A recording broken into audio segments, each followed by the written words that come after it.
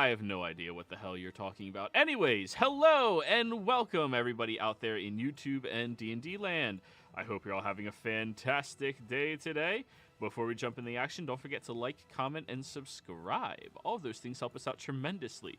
If you're interested in supporting our community a little bit further, consider becoming a member here on our YouTube channel. Memberships start at just $2 a month, and you gain access to some cool emotes. If you're interested in becoming a player in any of our games, we have one open slot available in our Friday evening epic campaign. It is more expensive, but you get to start out at level 19, and you're going well above level 20, adventuring into the Astral Sea and exploring everything our universe has to offer. You'll be jumping between planes of existences, helping out with all manner of different interactions, and you will have the most epic of conquests at your disposal.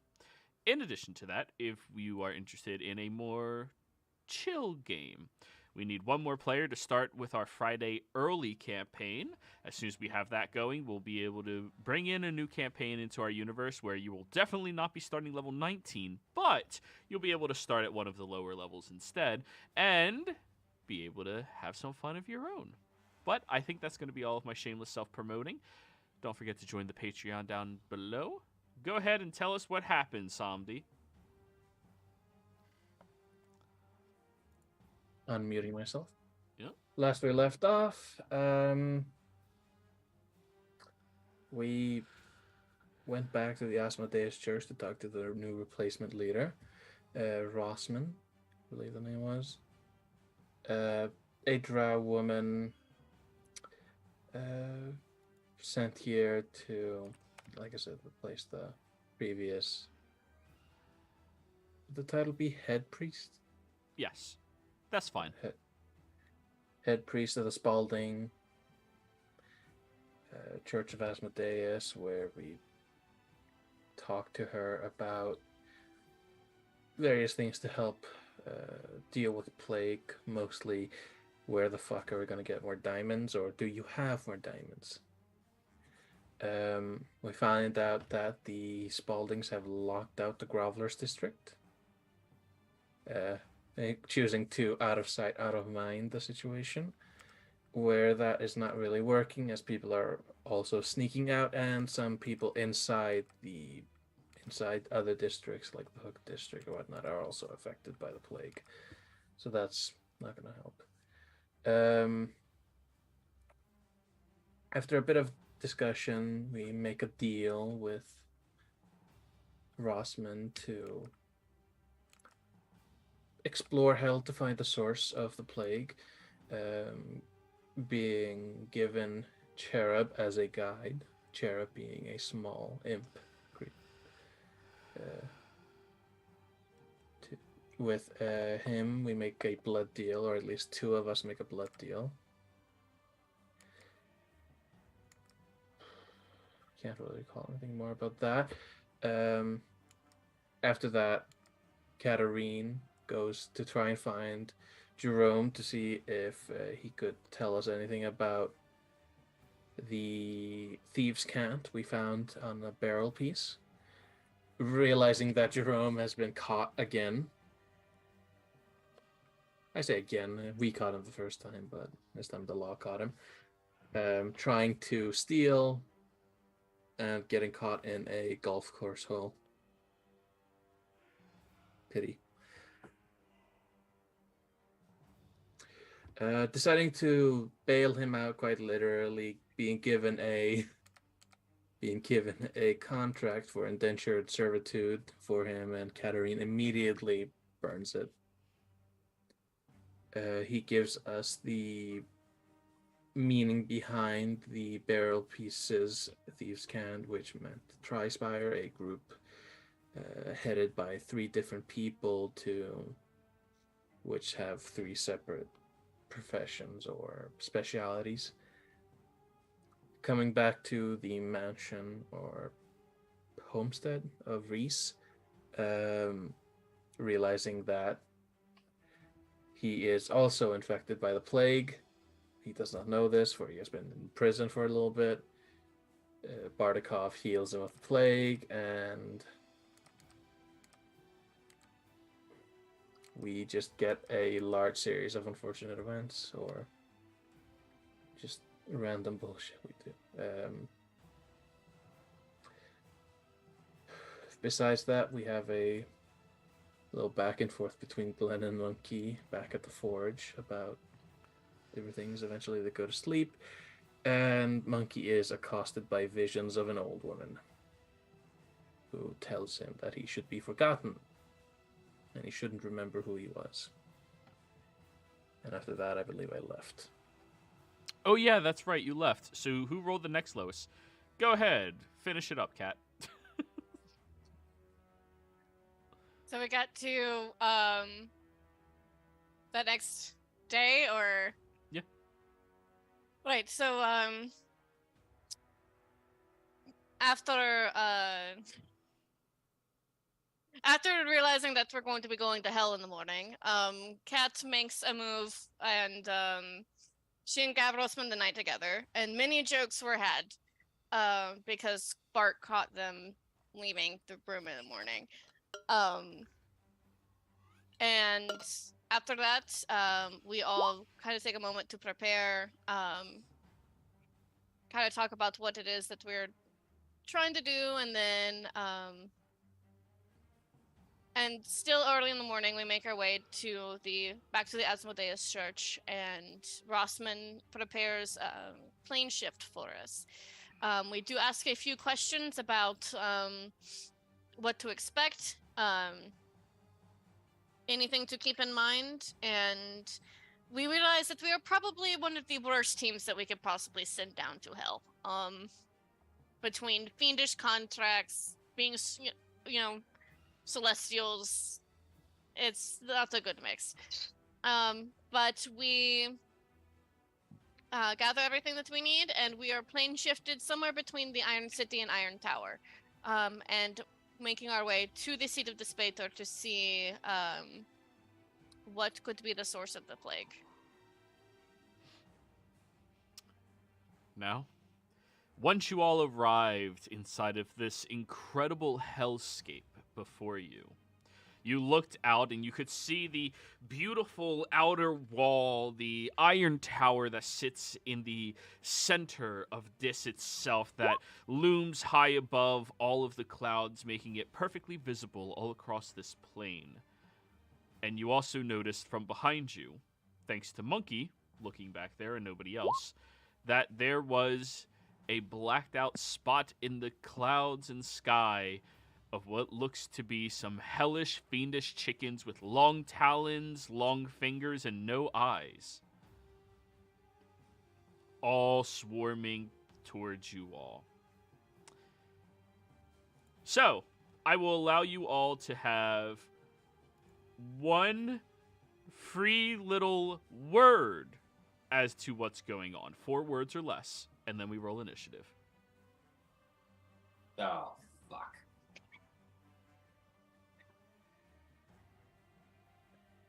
I have nothing to add. I refuse! Run for it! Let's play chicken. No. Damn. Roll initiative, y'all. Monkey, for being the only one to do an epic phrase, you get advantage. That's great. Of course. Hey, Abyssal Chicken rolled well. Let's go. Ignore the no. name Abyssal Chicken. That was just the template I used. Where's oh? I can only assume it's like Abyssal Chicken times 10 in a singular attack. There we go. All right. I didn't roll the first. I didn't click my token the first time. Okay. Okay. Come on. Click token. It doesn't look like. I do not understand There we why go. an Abyssal Chicken can fly. Because Abyss. But no, this is not an Abyssal Chicken. These are different creatures. This is Abyssal Bat Chicken. Ooh, nice, Monkey. Nice. Sorry, no. This is a Devilish Chicken. So, Yeah. as you say that, Monkey, and somebody else is grabbing your collar to start pulling you along. Who's the collar grabber here? It's probably a smart idea. So somebody smart, which does leave just 2 Or members wise. of the party, It could be wise. It's probably more wise. which than, also just leaves 2 members of the party. yeah. I love being the in-between of all this. I am averagely intelligent and just above averagely wise. Cat will grab him. Alrighty, so as that is happening, you see the swarm begins breaking up into these smaller, large pods, and they begin to move out and around tactically, clearly beginning to swarm around you all and trying to close you off. You look forward on this landscape you're on. You're at a very high elevation into this large pit with these desecrated-looking trees, and you see the burned crags landscape around you, and you see that there is a massive chasm you're going to have to get across because you're cut off by the chickens from going around it. And as they move up, they get to where they are on this map. Each round, I will add more of these swarms. Alrighty, go ahead, Monkey. You're up. Yeah. So, man, I don't have enough bonus actions. Right. First world Yep. problems. Some people would say you have options. I do have lots of options. You're a sorcerer. We don't want to hear it.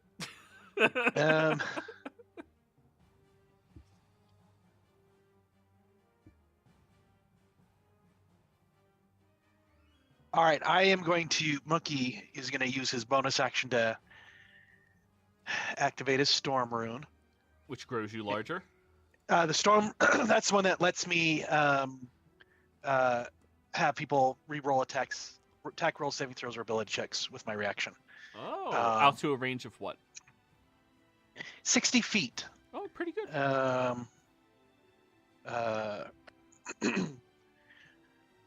All right. Let's see.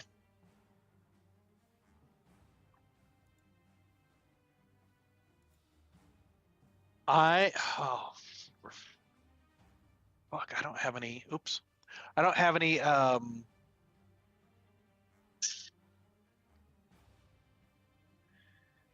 don't have any AoE type stuff. Then I will.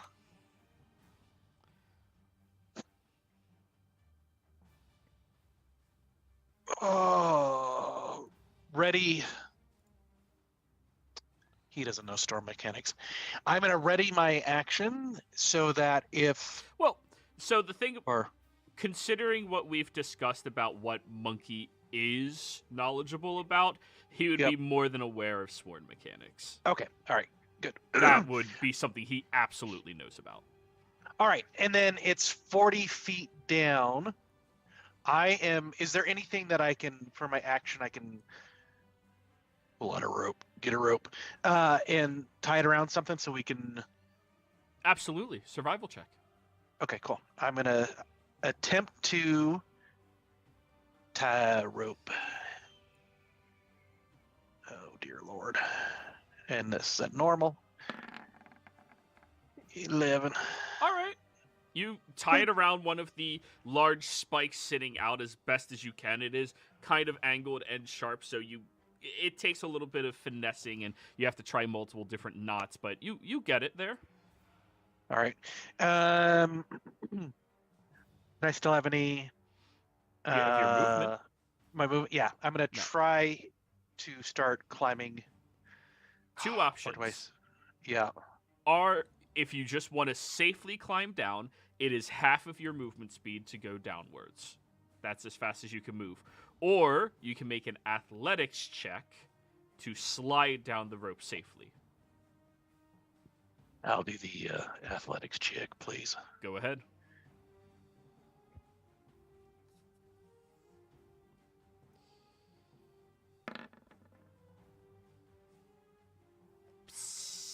You slide all the way down, getting a little bit of rope burn on your hands, but just makes them a little spicy, that's all. Hey y'all, watch this, and then I jump down, hoping that they understand how to do that too. Be a Yep. shame if somebody kicked that. Alrighty, so that is going to count as 40 feet of your movement. Yep. Out of how much movement? Actually, my movement's only 30. I was thinking a different character, so I'm not all the way down. You're 30 feet down the rope. Yep. All done? That's all right. I'm done. All right, let's move you right here then. You're 10 feet off the ground. All right, Okay. Psalm D. Looking at everyone, why is Katarine so damaged? Her token doesn't like updating. Okay. So she's healthy, yes? Yeah, I'm fine. Yeah, mean- last night wasn't that bad. It was... I was like, what No, the if fuck did you anyone's two missing do? hit points, it's Gavril. Okay, Yes, yeah, of not course. me. All right. Gavril enough of is the Bart of the relationship. that. She has multiple parts. Good to He know. keeps saying you two have so much in common. Anyway, I'm going to look at Bart, and I'm going to say to him, "You best get going." And I'm going to haste him, Zoom. and I'm going to look at Katarine. Do you have a plan? All right. Still nod. I'll grab onto her shoulder. Wasn't my plan. Bye! Doodles! I meant Misty Step. Just... No! Alrighty. How dare you? So now you have a crocodile backpack hat. Mhm. That's the end of your turn, Somdi? I'm so fashionable. Alright. I'm Glenn! assuming her plan, so yes. Okay. Well, Glenn actually does have a plan. Oh my god, Well, Glenn. being in this realm, I guess, though, he's the cackling in the back of his head is going to start getting louder, and it's going to come to life. And you will all start to hear this cackling start to happen just as he activates his blade song. And that's going to increase my movement by an additional 10 feet. And with my wing boots, I can fly. So I'm going to dash straight over here. Hold on. Let's see. 16 would be get me right here. I was like, oh yeah, 40 feet. Then I remembered. Monk. Yeah. Yep. And then, as my action, he's going to cackle even louder. So, are you As- staying at the 40-foot elevation, or were you descending while doing that? I'm staying where I am, just flying straight. All right, so you are on the same level plane as the death chickens. Yes. Okay. And then all of them, I mean, I guess all of them are within 30 feet of me, All of those three, yeah. are going to have to, as I use my Hour of Reaping, and all creatures within 30 feet of me must make a Wisdom saving throw or be frightened of me. Okay. DC 19. That's the first swarm. That's the second swarm. Second swarm is successful. And that's the third swarm. What's the Alright. advantage? Okay. Yeah. Fiends. So those that are scared of me have disadvantage against me, cannot actively approach me. Yeah, okay. Good stuff. And that is my turn. Alrighty. Next up, Bart. Yeah, I mean, so Sandy hits him with the haste magical cocaine. Hmm. Speed core starts playing in the back of Bart's head. His eyes are fucking vibrating inside of his skull, and he's like, "Okay, do you have a plan?" Reese doing his own thing. See you on the other side. And like he that. will just start bucking it. What have I got? So I got 30 feet base. Haste takes it to 60. Yep. Are you going to try to climb down the rope? Or are you going to run down the slope? I think I'm just going to run down the slope because I get. And haste gives me an additional action that I can use to dash. Mm-hmm. Is there any restriction that you can dash? You can't dash multiple times in a turn. No, of course not. That's how, That would take away that's how from the monks. monk railgun happens. Yeah. So we get 30. 40, 50, 60. That is movement. Movement the first. This swarm is going to take its attack of op against you. I did not see his token move. I was seeing his pathing. Yeah. Oh, there it is. I'll use my regular action to disengage. Okay, never mind then. And I will use my haste action to go 20 feet to here. And 20 feet to where? here. Okay. And I would imagine I'm capable of running across this chain. You're capable of certainly trying. Okay. Does it look like if I stop moving on the chain, it's going to be more of a problem for me? Or should I try? And I should try and cross it in one go. It looks like a massive, very sturdy chain that has a little bit of wiggle on your end. With your passive, you would be able to tell it has more wiggle towards the middle than it does towards the edges. Yeah. I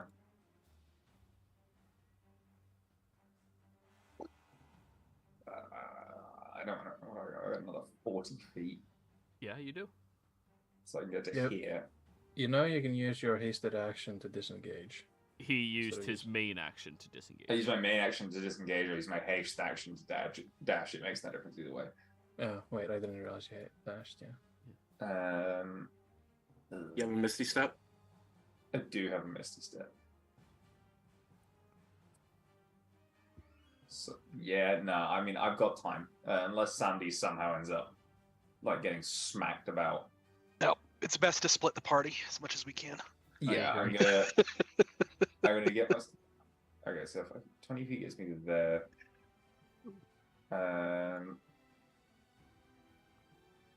Holding an action takes my reaction. I've already used my regular action, so I couldn't get to there and hold an action to attack anything that comes by. So I'm just gonna, I'm gonna get to here. I'm gonna wait. And I'm gonna shout out to everyone, "Catch up! We've got to go!"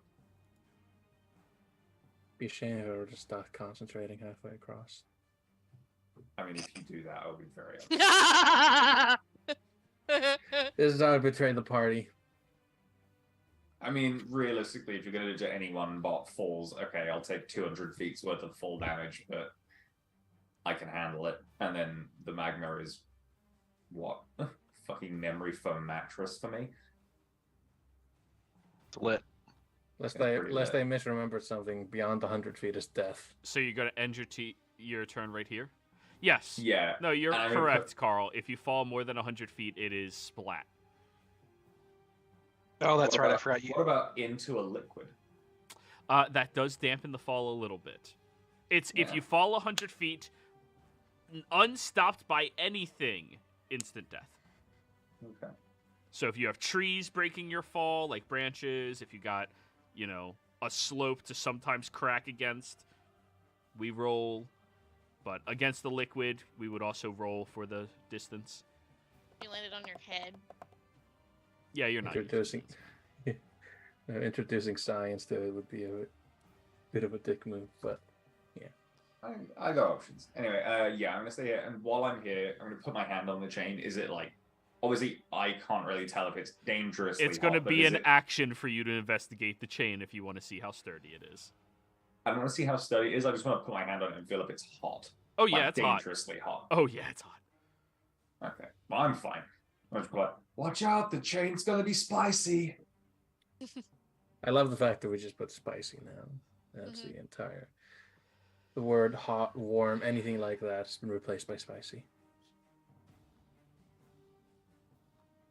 So are you going to try to go across, or are you ending your turn there? No, ending my turn here. I don't want to end up too far away from everyone. Cat. So I'm gonna take the exact opposite approach, and she's like, "You need to catch up." And I touch Somdi, and I am going to Dimension Doris here. Wait, where did you go? Here. Oh, Right there. off Oh, the map. go ahead, off the Somdi. map for me. There we go. That fixed my. Oh, wait. Is this dynamic lighting working on this map? It's not supposed to. I see everything. There is no dynamic the mountain. Yeah, I can see everything. Yeah, good, I because see it's everything. hell. There's plenty of light. There's no That's what- darkness. Ooh, black fire. Not on this layer. This is only the second layer. There's 9. So, Just Later, like the a first layer. that was your action, Cat. Yep. And then I'm gonna stay right there just so I can, in case there's anything happening, I have at least some range. So Anything you're doing with your action? the dimension door. Oh! Yeah, okay then. Yep. Now, at the start of the Abyssal Chicken turn. Oh shit. Told you this was gonna layers. happen. just like a good old fashioned bean dip.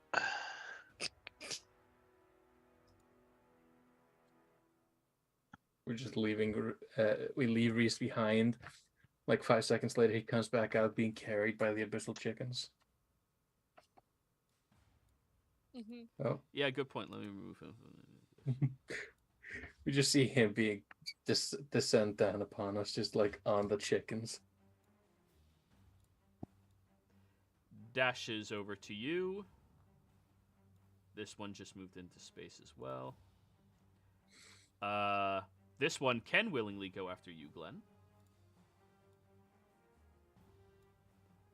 And this one can't willingly get closer to Glenn.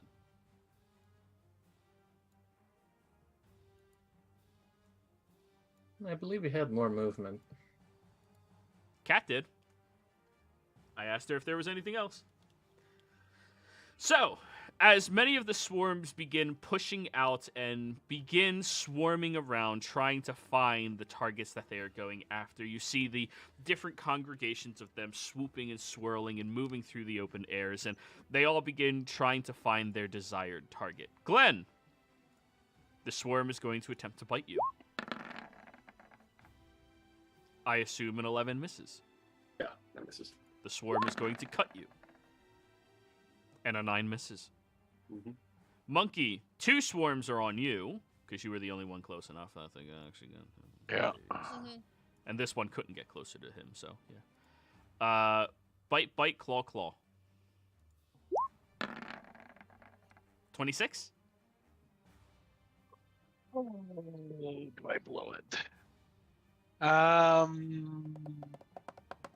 All right, I'll let it hit me. Let's see. Let's see what these things do. 19 piercing damage.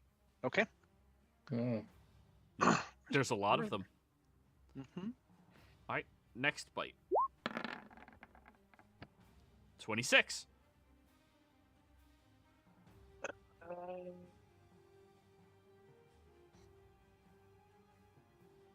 Just remember, they could have a very venomous set of claws.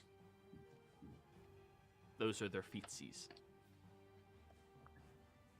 I think I'm gonna save that. All right, I'll let it. All right, I'll let it hit me. another 19. The claw. 9. Mish. Oh my god, I never fixed their to hit on the claw. That's supposed to be an additional +5. Would that have hit you, Glenn, for the claw? What was the original roll? The first claw was 20. 20. So 20 +5 plus is 25. Shield. Okay. And then the other one definitely missed you. Okay, so that's a 14. Next claw attack against you, Monkey. 13 misses. Wait, Mish. did that roll the proper thing? Because that's really... Yeah, I'm just rolling shit. Okay. And no other swarm can attack this round yet. Alrighty. Monkey, your go. All right. Let me adjust my. I'll adjust my hit points in a minute. Okay. I'm gonna finish the last 10 feet down the rope, and then I will move 20 feet. 10, 15, 20. And then I'm gonna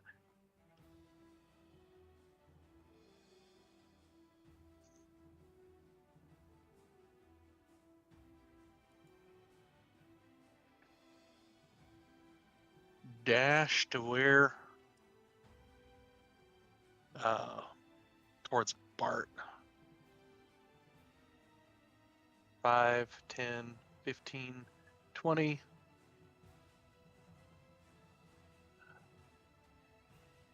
How far across is that? Let me look. Well, the swarms are going to take their attacks of off. Did you say disengage?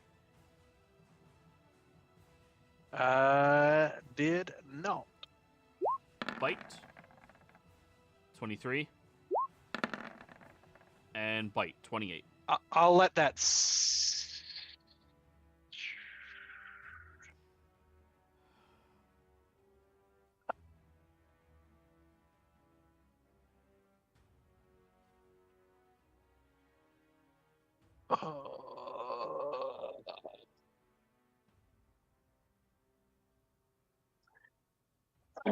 Okay, I'm going to use my Cloud Rune to have the second attack hit the first swarm.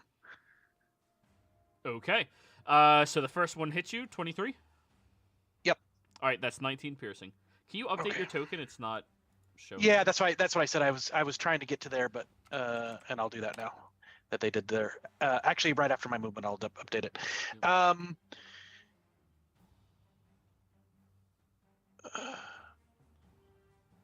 Okay, I did. Sorry, I got to count my footage again because I stopped mid count. That was to. Oh, I was trying to decide if I wanted to use my dash.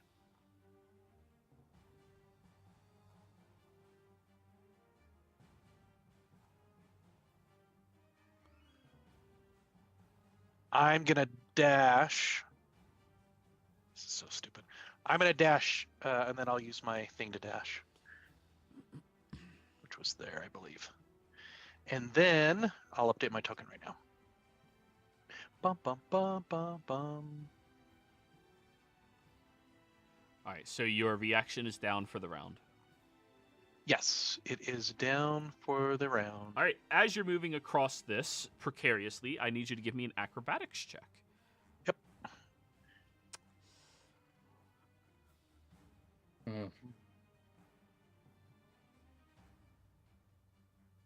Completely joking about this, but everyone cross your fingers. We might be losing Monkey now. All right. I can only pray. His name's Monkey, all right? He should be good at balancing it. Yep. All right, so Not bring now Cloud. Keep I did. evaporate. I did, but I forgot. I didn't think about jumping on Cloud. I just That would be a good constantly, time. I constantly imagine Cloud's just behind them, just miming indignity, just like, why aren't you? So I'm Wow. gonna do my acrobatics, and I'll let Cloud like kind of be underneath me to catch me if I fall. How does that sound? You're going to use your bonus action to command Cloud? Well, he's following, right? Well, he's following, but you have to use a bonus action to command catch me if I fall. You're giving it a different instruction. Gotcha. Yeah, I'll use my bonus action for that because wait. Hold on. I thought I had used my bonus action, but I didn't. It was stupid. I did everything in the wrong order. That's fine. Yeah, bonus action to catch me if I fall. Alrighty then. And then here's my acrobatics. My character sheet.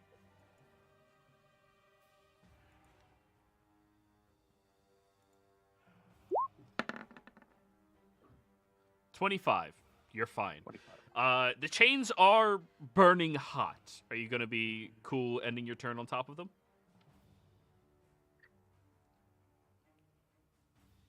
I mean, I don't have really any other choice. Everyone ran, so yeah.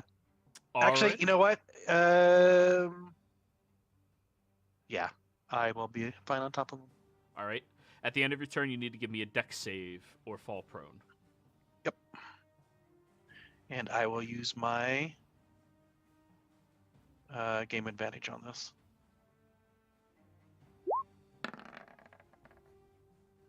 Nat 20 25. for a 25. Good advantage. You're sidestepping back and forth on the chains as your feet are beginning to heat up so much the leather of your soles are beginning to feel like they are melting from standing on top of this. You just keep padding back and forth, but being as precarious as you can to make sure you don't fall. All done? That is my turn. Alrighty. At the end of your turn, Monkey, since people are actually close enough for it to matter, I'm going to roll to see which side bursts. 1. All the way up here, there's an explosion of lava that seems to be pushing down the pathway. Samdi, your turn.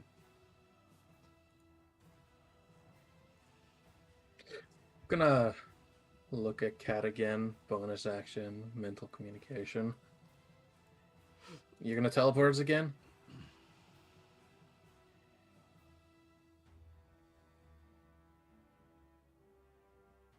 She's like, I had other ideas.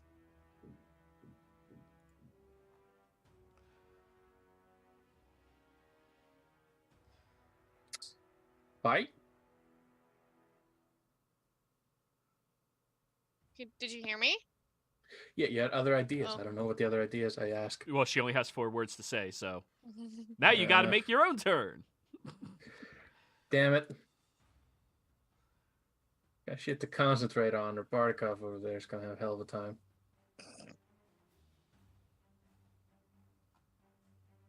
I am not built for storms.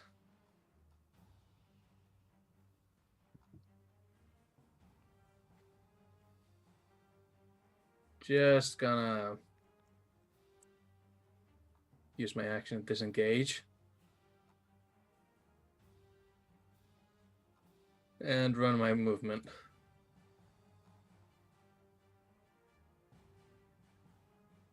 I can't do much else. Alrighty. As you make it over there, you look down at a very slippery slope before you. It seems to move downwards smoothly, almost all the way up to that wall up ahead. There's a few trees and branches and such, but you imagine gravity is the fastest way down there.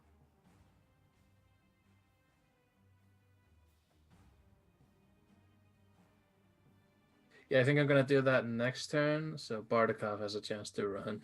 Glenn. Am I able to carry someone with me as I'm What's your moving? strength score? 10. No. Not while flying. Definitely not while flying.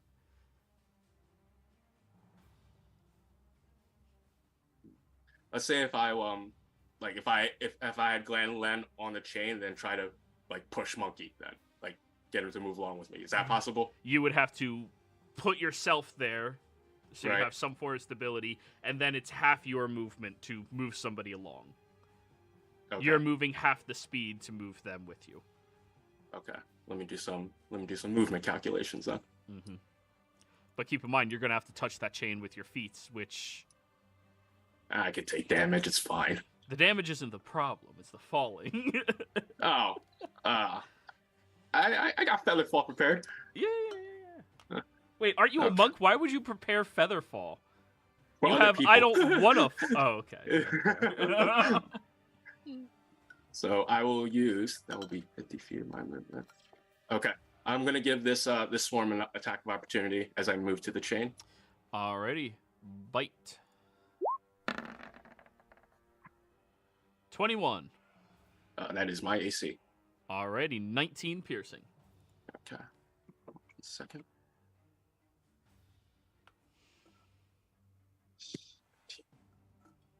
Okay. And then I still have 10 feet of movement. I am going to use my bonus action to Step of the Wind to dash on top of my action to dash. So that's 120 feet plus the 10 feet of movement that I have left, which is 130 feet divided by 2 because I'm pushing Monkey with me. Yep. So that's what, 70 65? 65. feet? Yep. Yeah, 65 feet of movement. Monkey, And are you I- willing when you feel Glenn trying to shove you along? Yep. Sure. All right, so that's me and Monkey, 65 feet. Sorry if you can I dash past these things without getting attack of opportunities from them? Do you have that feat that says you can do that? I do not have mobile, no. Then no. But I'm saying like my pathway. My pathway there. Can I? It can is I a get past them? swarm of them. It's a large circle encompassing them. There's not really a path if you move through their spacing. I think he means in between the two, because there's 2 groups. There is 2 groups, and they were very tightly close-knit to be able to attack everything. So okay, yeah. Yeah. Is there a way I can move past this chain so I'm only getting attacked by one of the groups then? Unfortunately, not without flying, and you can't carry monkey while flying. That's fair. Then, last thing then, can I entice these things to attack me instead of monkey as I'm passing through them? Do you have a spare action to intimidate? No, I'm using my action and my bonus No, action. you can't. Like, damn it! Talking shit is not a free action unless you are a bard. Okay. All right. Then I'm going to move me and monkey within their range first. Okay. So that would be what? So I'm using 40 feet of movement. There would be right off the chain. Yeah. So that's 80 feet of movement then, because I'm pushing monkey with me.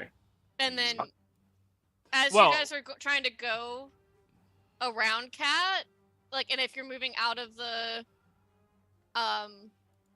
like, out of range, she'll just kind of like, she'll try to like stop the 2 of you because she's like working on something. Off the chain, yo. Mhm. So Kat puts her arm out to try to stop y'all. Are you stopping? I will stop right there. Actually, with that, then I think that would only take. No, I would still need to use my action, bonus action to get this far. That is my turn. Alrighty. Bart.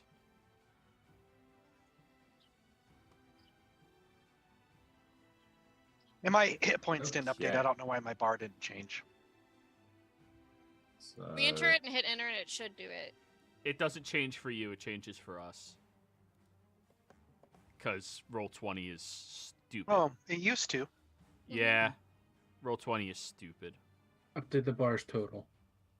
60 feet will get me to here.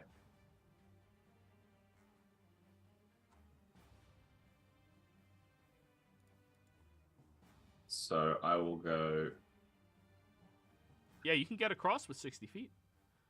60, and then You'd have to end here or here. Okay, so I'll end here. Alrighty. As you are running across the bar, though, I do need you to give me an acrobatics check to make it across. Acrobatique. Yep. How gingerly can you step? I will say you have advantage because you don't care that it's burning your feet. I will take that. Not that you didn't already have advantage because haste, but yeah. That's a fair point. 18. 18. You run all the way across just holding your arms out the entire time. Nice. Actually, guys, I'm going to use my haste action to dash, my regular action to disengage, and go over this way to Sandy, see the slope, pull out my shield, and yell, "Cowabunga." Athletics check. You know what I'm doing, don't you? Oh, yeah. Yeah, boy. Does it get advantage for yelling Legolas. Cowabunga? You know what? Fuck yeah. Terrible catchphrases this session are going to give you guys advantage. Monkey's going to have a lot of advantage. 14. As you run over there, screaming Calabunga, and place it on the ground, you do end up going a short distance, maybe 10 feet down the slope, before you hit a protrusion in the slope that you didn't notice that spins you around, doing a perfect somersault and slamming down and keep going. Yeah. Cat, your turn. She's gonna look at everyone around her, and she's gonna cast magic circle there around everyone. What's the cast time of Magic Circle? 1 minute. Oh, fuck. Yep. So what's the man. what's the plan, Cat? What's the plan? She's like, Give me a minute. Count to 60, and I'll be right with you. yeah, she starts to pull it and realize that it's just really, really slow, and she's like, fuck. It's a prep spell. I'm sorry. Samthi, who's over there, looks back. Wait, that was your plan? Mentally. Stop. And then we're gonna cast slow on the two through here. Does slow say each creature, or is there like a specific number? It's any in the area. Up to 6 creatures of your choice. That means you'll be able to half affect one swarm. Anything else you got? Run.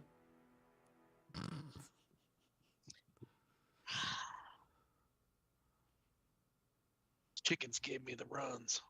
Yeah, she's just like, God damn it, monkey. she's just at this point she's like, that's not gonna be You thought there was less. There's a lot. yeah.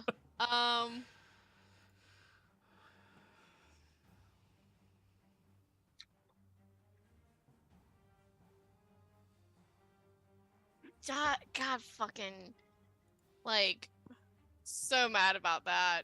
I'll be bait. Run.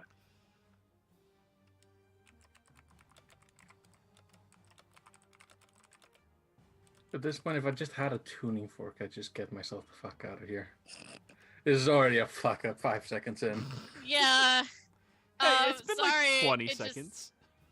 Sorry, let's just fuck. Because I was like, I got a backup, and then my backup's like, no. She'll be like, fine, Glenn, and she's gonna put her hand on Monkey, and we're gonna dimension door off the map. Monkey, are you willing? Sure.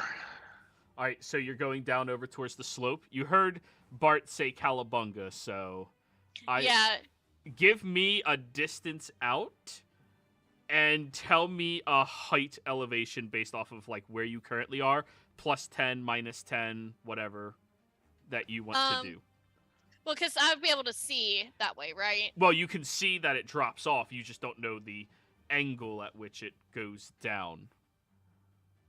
It's a slope going down.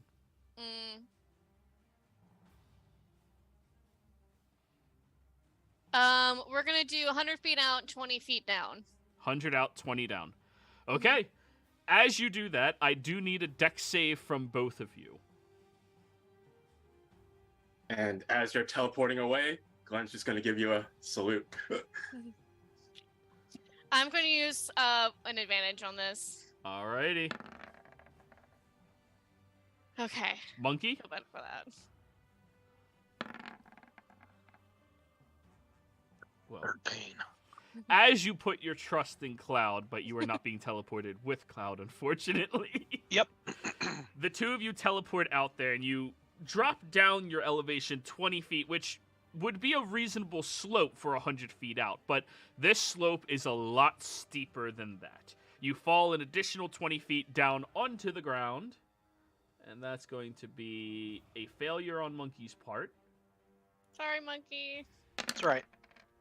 I messed up earlier when I did my bonus actions in the wrong order, but it's okay. 19 points of bludgeoning damage to Monkey, half as much over to Cat, and the two of you are spinning and tumbling down the hill. It will take an action for you to try to right yourselves on your turn to control how you are falling.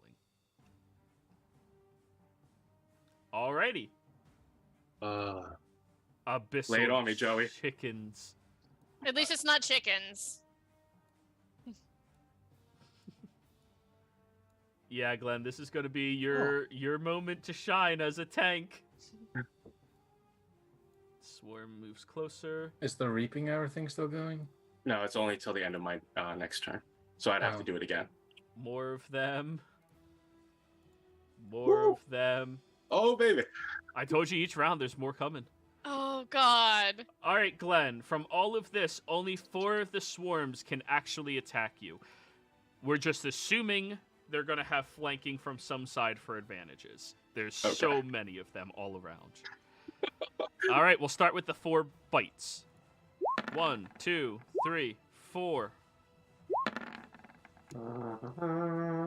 These are at advantage, right? All of these are advantage. Does 20 hit? I will shield, so my AC is 26. Okay, so only one of those hit you for 19 piercing. Okay. Yeah. And now claws.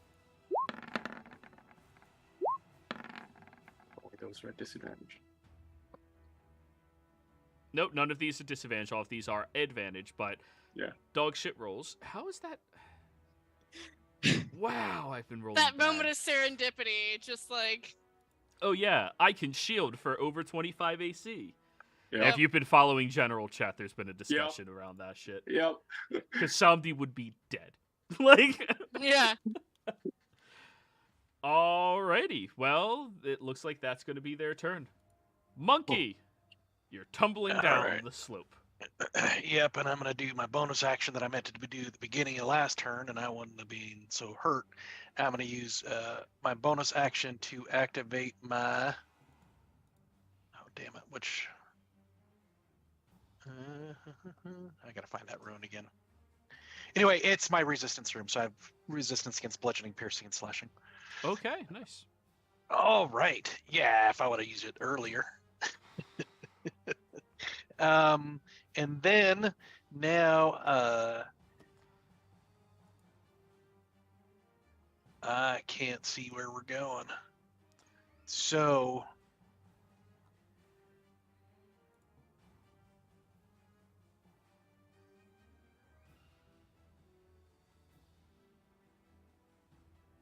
I don't know how to get Glenn out of there.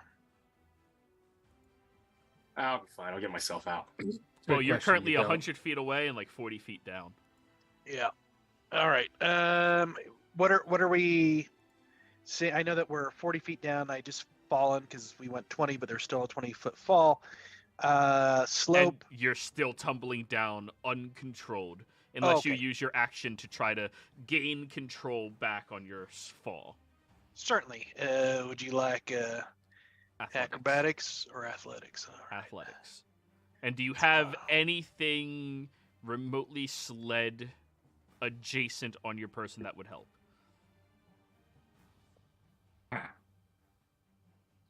My hat. Princess, I'm gonna need you. Proceeds to ride her Yeah. like a fucking surfboard. Yep, I'll ride her down the hill. Phrasing? Are we just done with phrasing, guys? Like that? Yeah. Okay. Yeah. With yeah, this yeah. with this group, yes, we are. All right, here we go.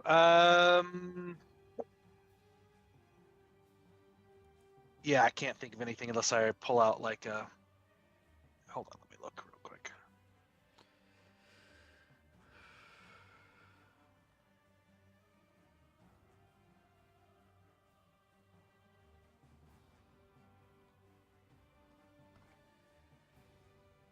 I can't really ride it down the hill, but I'm gonna reach behind me and pull out a trident and try to like use that to slow my descent into this world. It's not Avernus. You almost said it. A trident? Yeah, because it's got 3, and I'm thinking of like as I'm sliding down, I can like jab it and try to hold in onto it as I'm to like slow my. Oh, okay. Go ahead and give me your athletics check. Right. Alrighty. 24. You end up using it to adjust your angle so that you're no longer tumbling on your side downwards, but instead you are sliding down boots first, butt second, all the way down this cliff, and using the trident to push against things from side to side as you are descending further and further down. The only way to slide. Samdi. And Oh. yep, that's me. Okay. That's me. Samdi. I have a plan. You saw Bart just zoom past you and do a perfect somersault on his shield. Any skaters go- out there know what that trick's called, where you like do that? Like an ollie or like a I'm No, not a skater, so where like you go up the ramp and you do a perfect flip before going back down. One-way ticket to a broken spine. yeah, we call that stupid where I'm from. Hey y'all, I, watch I am this. far too privately educated to I have was been just on a making an skateboard. assumption because Ad's wearing a beanie, so. Yeah. We just call that gnarly. We just call that gnarly, dude. speaking of a broken spine, Yes, Andy. I'm going to yell out, "Not sorry!" Oh, you prick. No. Please, dear God, no. Sandy is way too self-centered. Oh, this is gonna hurt. Yes, it is. I love it. I hope you realize this is the one character I can do this with. Yeah. You know my next character is going to be a sweetheart. It's So always this is And this I'm is the gonna one that's bully him truest. relentlessly. Yes. This is the one that's truest to him. Mhm. I mean, I flip-flop between the two. Anyway, I'm going to jump off and cast polymorph on myself to become a giant vulture. Okay.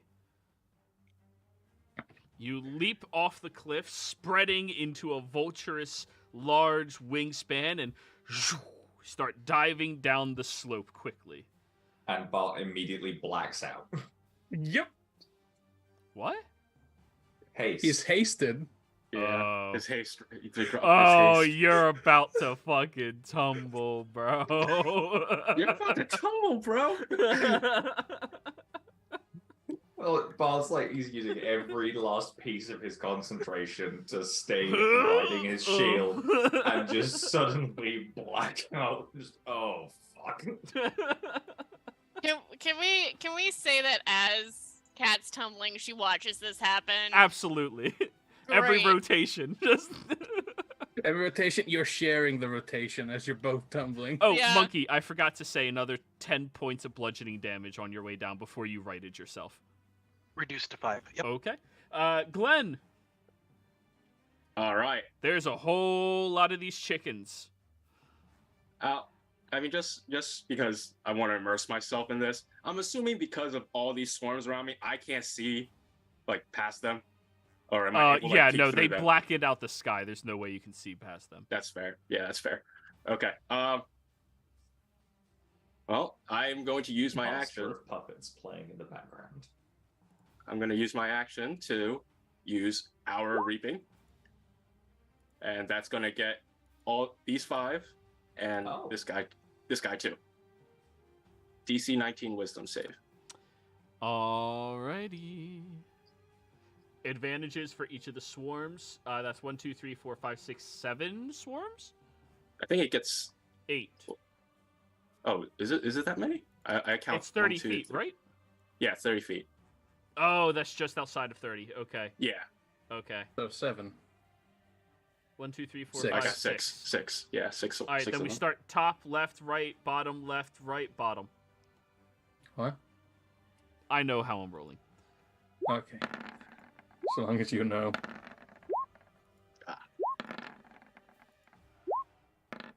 All right, only one of them was successful. Your DC is 19, right? Yep. All right, only one of them is successful.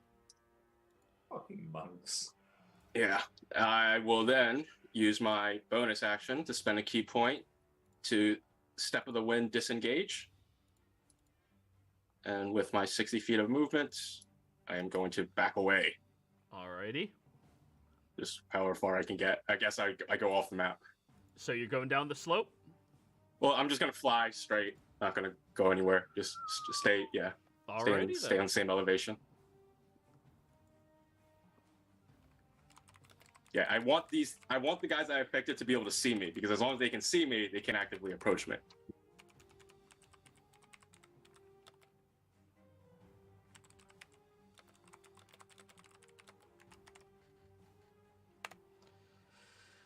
Alrighty. Bart, I'm stunned. I need you to roll me a D100. Let's see how many objects you hit on your way down this round. 100.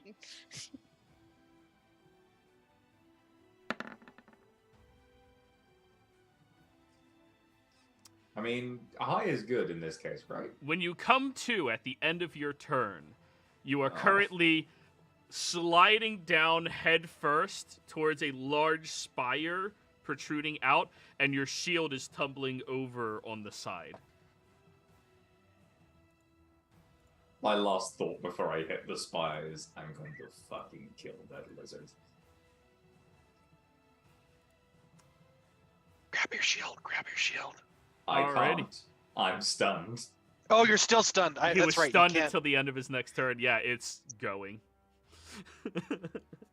Alrighty, Bart. Don't worry. Now you know what it's like for a fly right before they hit that windshield. That is going to be 10 points of bludgeoning damage on this round. Okay. And then next round, you're going to have another 10. Cat.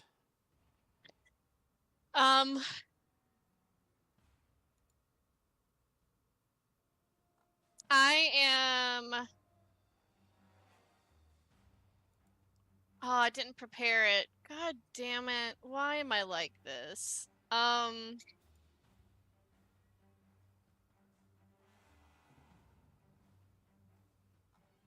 Wizarding's hard. It is. It really is. Yeah. That's why I prefer sorcerer. I'm gonna take a some advice from Monkey, and I'm gonna bring out the Dominator and try and like use it to Dominate these slopes. Yeah, it's more or less like if I like using it to brace against to try and slow down. So I'm kind of thing like using it to like trying to like flip it, drag it, and so like I'm not spinning. I might still be sliding, but I'm not dragging, like spinning. Flip it, smack it. Yeah. Pop it. Alrighty, I need you to roll me an athletics check to right yourself.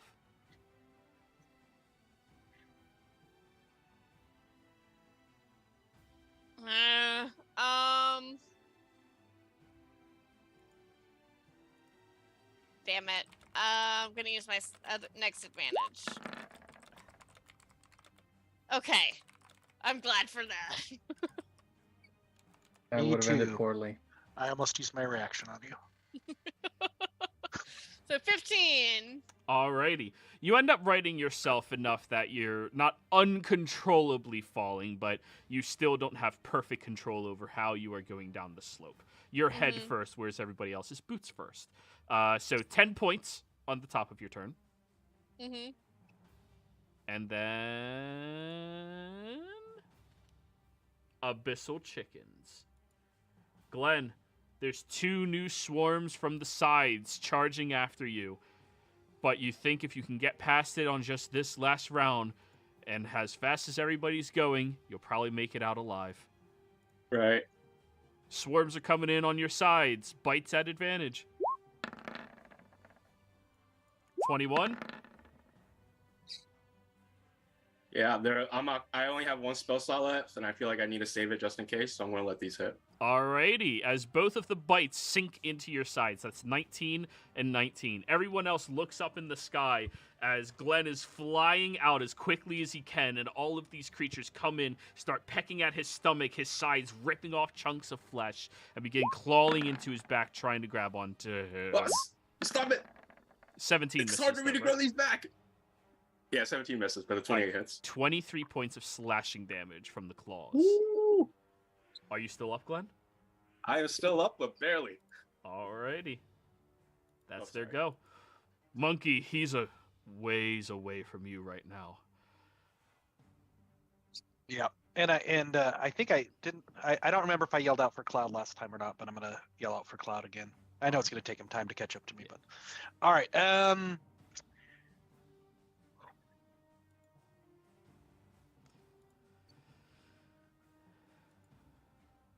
Yeah, we're gonna do bonus action second wind.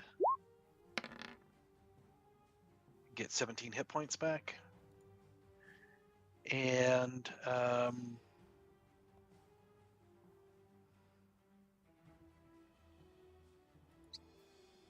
can I I know it's steep because we're sliding.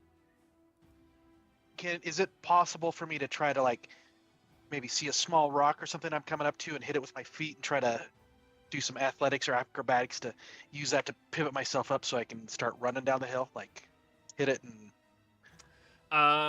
Sure. Roll me an athletics check. Let's see if you can hit it.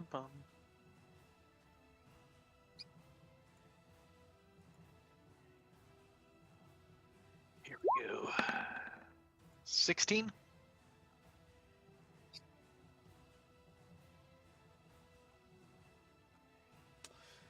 You end up trying to right yourself, but as you stand up properly, the slope is just a little bit too steep and you tumble back down again and readjust your footing to keep sliding. Okay. It is my turn. Alrighty. Samdi. So I had 60 feet of movement last turn. Mm-hmm. How far away is Bardakov? He would have been a full round ahead of you. Probably a good 60 feet still. So 60 feet down towards him, flying. Can I pick him up in my giant claws? I need you as a vulture to roll me a sleight of hand check if you're trying that. All right, I have the stat block. I'll just roll. I'm warning you, though. Bart, are you cool with on a natural 1, he pierces you? At this point. Bart? Yeah. Okay. At this point, it's like water in a grease fire. It's a straight I'd D20. rather you grabbed my shield, to be honest, but... Well, you have 4 words. Do I? Yeah. Pretty sure I'm unconscious.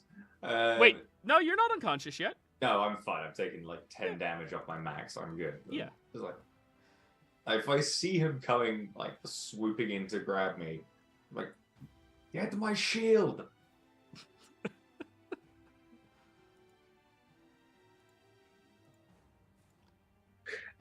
Just... I don't want to lose it. That poor demon. He'll be fine. Wait, no, he'll not be fine. This is hell. This is hell. You'll have to take the shield to the nail salon when we're done with this. Get a little manny. Yeah. Just fair, but just he's gonna look at him with like giant vulture eyes, just ugh. And I'll gingerly pick up the shield. Alrighty. Flying down. Sink! Stab around it with your talons and rip off some chunks of rock holding it. And I'll use my action to dash down. Alrighty. Glenn. All right. I forget, did you succeed on your athletics check? Oh no, you're flying. Yeah.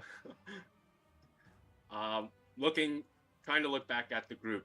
How far can I see them? How far away are they? They are pretty far ahead of you down the slope, and you see that the direction they are headed, there's this large cavern with like a metallic plated door that's partially open down there.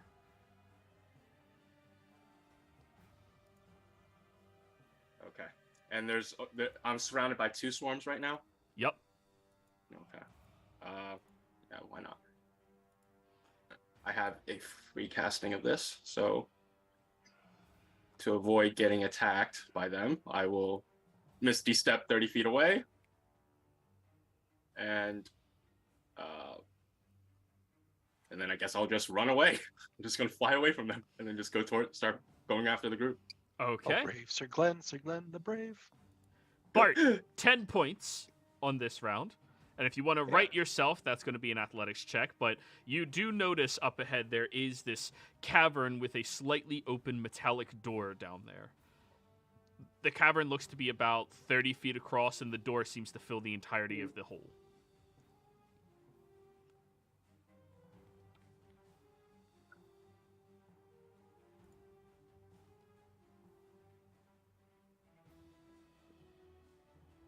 Send you a message.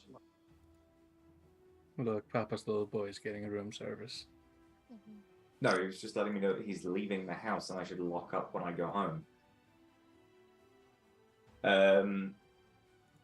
Cool. Okay, so does this cavern with the large iron door, does that look like where we're all kind of gravitating towards? Well, it looks to be the only source of cover you would have from the swarms of hell. Cool. Yeah, in which case I will try and like gain some more control out of my slide and aim towards the door. Alrighty, use your athletics check.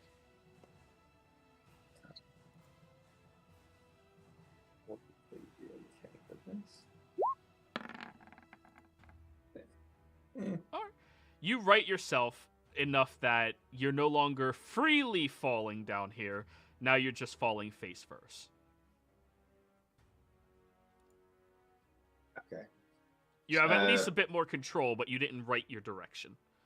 Okay, cool. And I will, in that case, I will keep moving involuntarily towards this cavern and door and send out a mental message on the earrings to everyone. Looks like we're heading towards this door. It's going to be good cover. We can, if you can control which direction you're going, head towards that. And Sandy, fuck you. All right, no shield for you. Katarine. So I'm fairly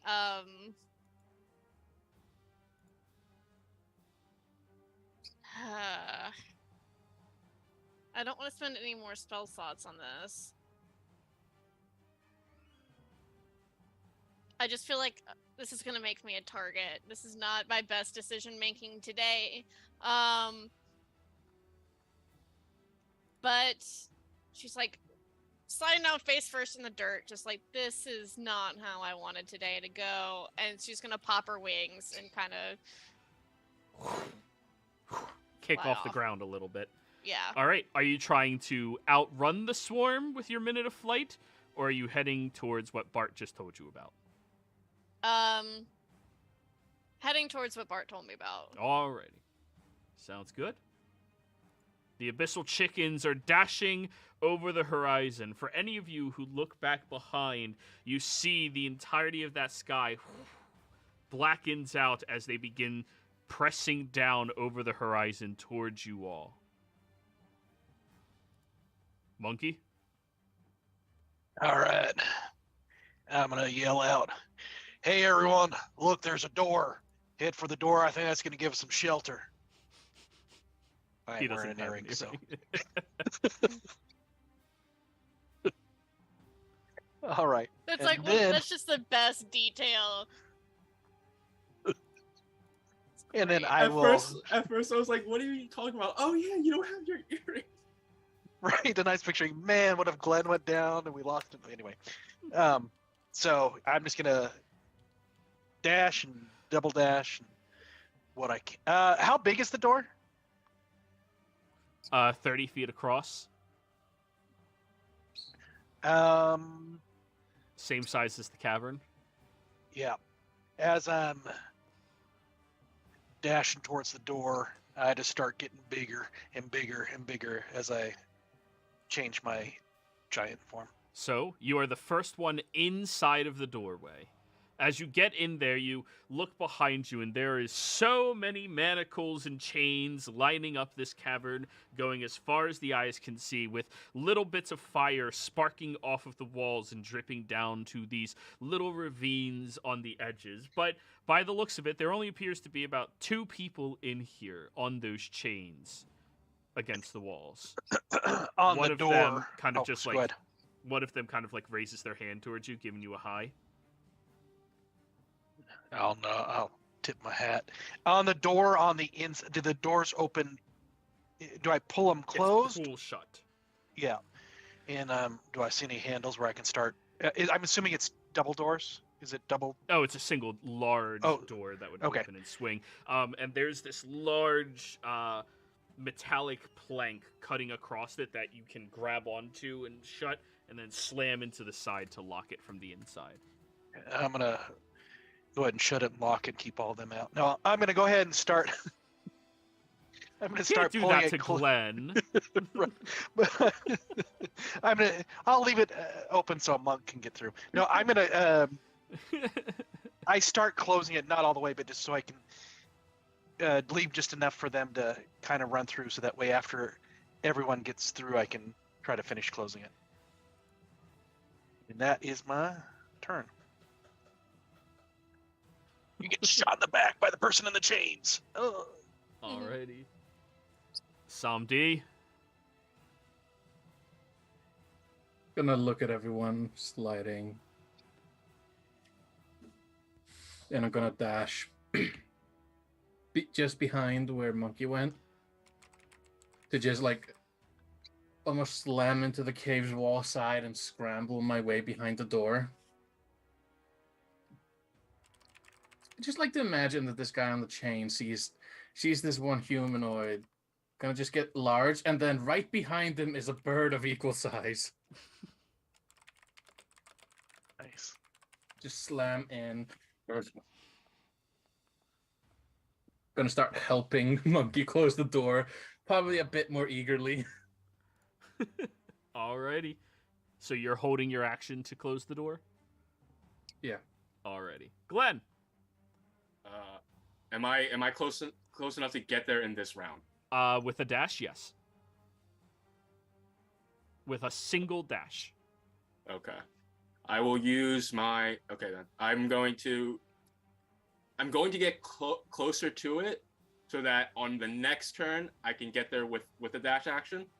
But I'm just gonna get close enough, and then I'm gonna be at least, I guess, at least 60 feet out away, and I'm gonna hold my action to do another hour of reaping if these chickens get within 30 feet of me. So you're not going inside?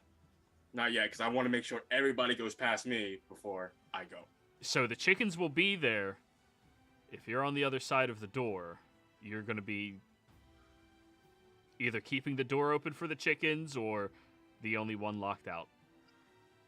On the inside and still do that. All right, yeah. I'm gonna follow Ace's advice. This is out of character. Gonna follow Ace's advice because in character, I think Glenn's smart enough to do the calculations of what's the best way to survive. So, All right. dash it in. Bart, I need one more athletics check from you. 5 damage. 5.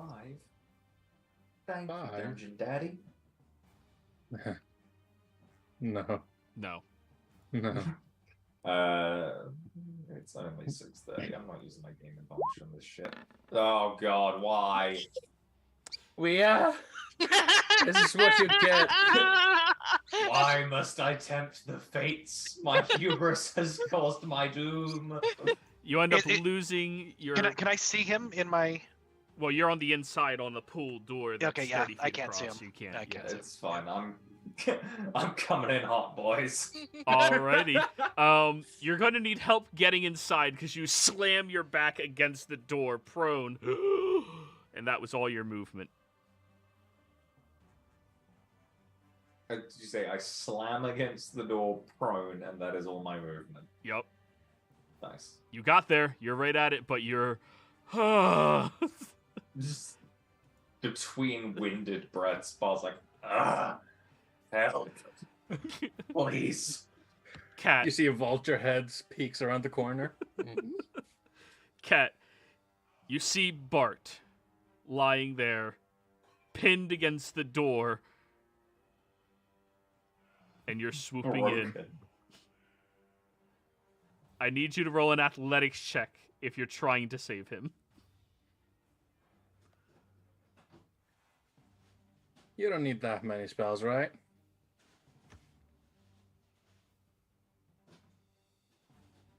So he's like flat and like into the door, right? Yeah,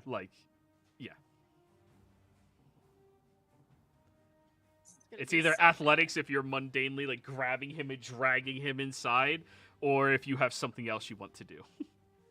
Because wizard, but magic circle takes a minute. It does. Yep. Disintegration, then you can sweep him up. That's a bonus action. Hey, there Right. you go. Right? Mama Vusi might be able to help with that. Who knows? She's gonna like, as she's going there, she's gonna stop at the door. Like, can you You owe me so much for this. And we're gonna dimension door 10 feet into behind the door. So you grab onto him, dimension door inside, and boom. The shortest dimension door ever. And she's just gonna like dimension door him in and then just like drop him on the floor. Samdi, as a giant vulture, I need an athletics check to start pushing the door shut. Monkey, you already used your action, correct? To get it started, yeah. I used it to get it started, so that way. Oh, I thought your enlarge was your action. Bonus That's action. a That was bonus action. Okay, so then the way it would work, since you're the one who initiated, Samdi came in second. Monkey rolls, Samdi is assisting. All right. Athletics, you said? Yep. Boom, boom, boom. It's Athletics. Why does it gotta be athletics? definitely better for Monkey to do it. It's a good Ever thing seen he a got there parrot? first. Yeah. Be happy he dropped that pun. Let's go! Nat 29. 20 with a 29. As the Just- last of you are inside, you grab onto the handles and starts pulling as quickly as you can, and you start to see some of these creatures poking their heads inside, and Samdi is starting to peck and stab at them into the ground as you're crunching and snap off one of their heads that is lying there still biting and skipping around the floor, but now the cavern is shut, sunk, and then locked. And this is where we're going to go ahead and go on break, everybody. We'll be right back. Thanks, Where's Reese? monkey.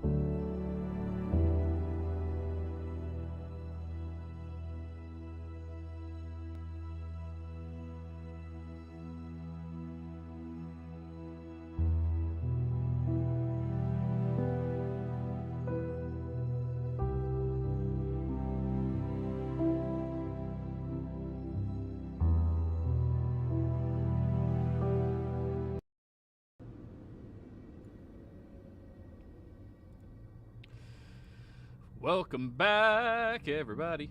Before we jump in the action today, don't forget to like, comment, and subscribe. All of those things help us out tremendously. If you're interested in any of our games, we do have open slots available. Be sure to reach out to me and let me know.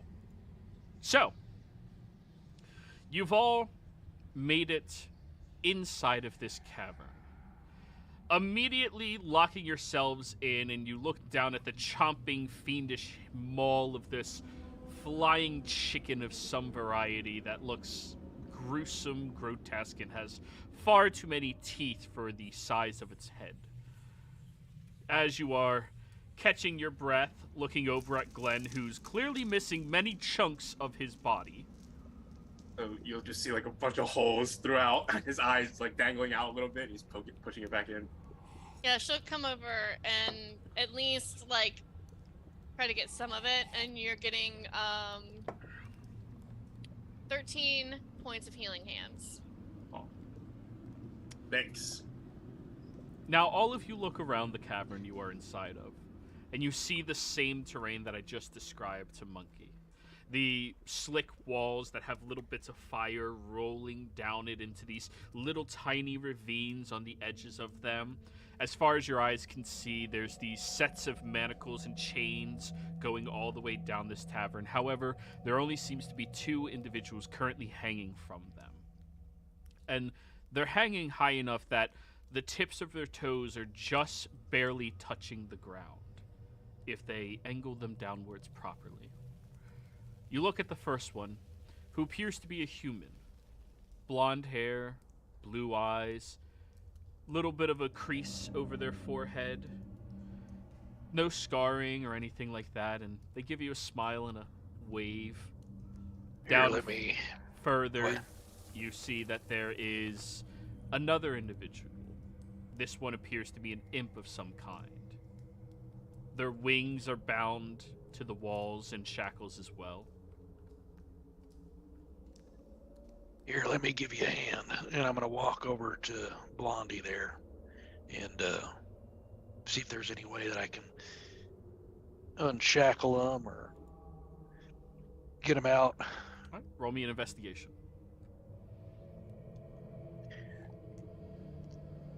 Break their So- arm or their wrist. Okay, investigation. Do. While that's happening, Sandy is going to, in his giant vulture form, lean down towards Katarine's eye level. He's going to nudge her towards him. Don't see anything. Can I still So cut? go with it. You look at the manacle, and there's no key hole at all. There's no lock to be picked. It's not even bolted shut, which would be the other alternative you would think of. It appears to be a perfect circle of iron clasping so tightly that they barely get circulation into their fingers. I ain't never dealt with a hole like this. How did they get this on you? I don't very much know. It kind of just was on me when I woke up. And would all of you be so kind as to free me? Certainly try. What were you saying? Bart, I said insight. go for it. Get the cut of this guy's gin. Insight. We're in hell. We don't need no insight. Ooh, Bart, nice. he wants to be free. But more importantly, as you are looking in his eyes, there is a level of maliciousness that you can sense from inside of this individual, a level of evil that you can just feel by looking deep in their eyes. This person is, you are positive, someone who is capable, if not has done horrific things. We have a task to be getting on with.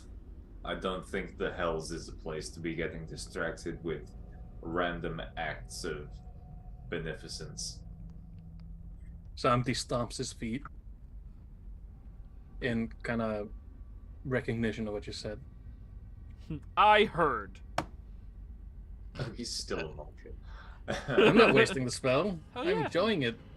And she goes, besides, unfortunately, our task here is more important than any one person.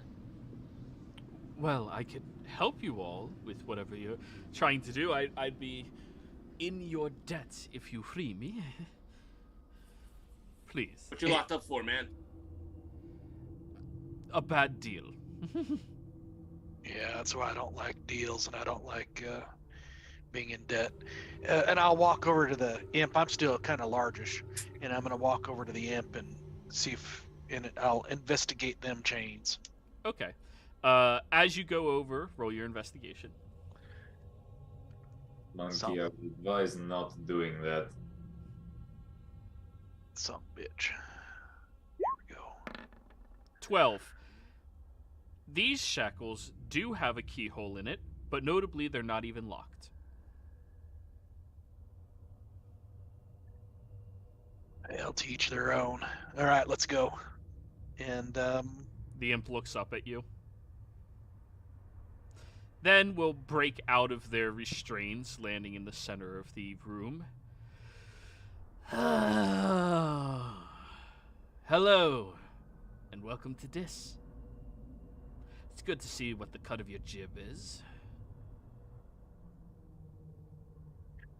well, I would ask you if you come here often, but I assume you're kind of from around these parts. I am, yes. So, what are you all doing here? You're clearly not from around here. Nope, we just taking a little refuge from the chickens outside, and probably gonna go see what's deeper in here. Those are dispats. Dispats. Gotcha. Sorry, I'm might have rude of me. What was your name? Yeah. So, why were you trying to help that clearly malevolent individual? You know what he we did. knew. Tell me, what did he do? Quite simple. He wanted more power, so he reached out to Malord and offered Malord whatever it is that he desired. Malord said 100 souls for the power that he wished to have. Testing to see how malevolent this creature is. So, he started his own religion. Had people coming to his church, and once he had 100 followers, sacrificed them all to my lord. Of course, being granted his power was perfectly fine, wasn't it? I did everything that was asked of me. Why am I being treated like this? Well, because you're a shitty person.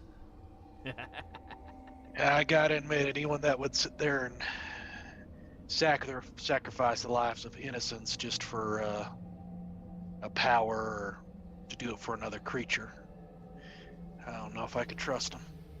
Oh.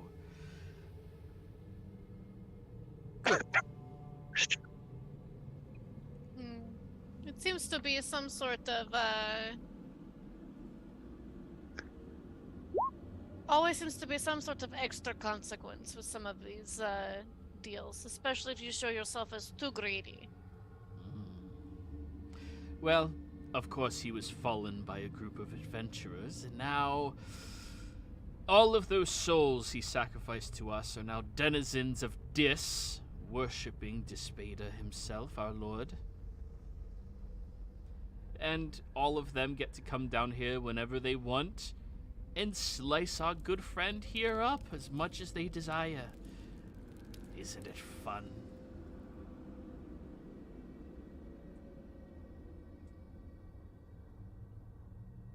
Volchisanti kind of walks over to the guy and begins poking him with the giant vulture claw. Ow. He nods. But if you're here in Dis, I must give you all a fair warning. Don't ever interfere with the torment of a soul. Understood? It makes sense, but hypothetically, let's say that someone, and I'll kind of side-eye Sam D a little bit, and then look back at the gentleman, at the imp. What would happen if they did interfere with that tormentation?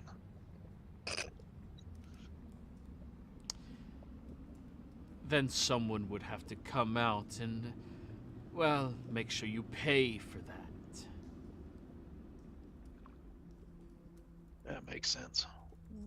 You watch as the imp twirls in a twist of fire off of them, and you see they grow up into a slightly hunched 6-foot-tall figure that their entire body is engulfed in chains that are just constantly bleeding down.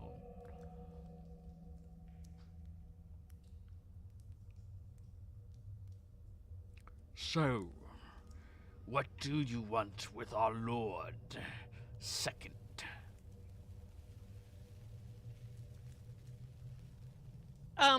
Just trying to recall from last session, we learned a little bit about the Spader. Yeah. Right? Did we get a read on how he would feel about having an Infernidus worshiper doing stuff on his plane? The one thing that was told to you,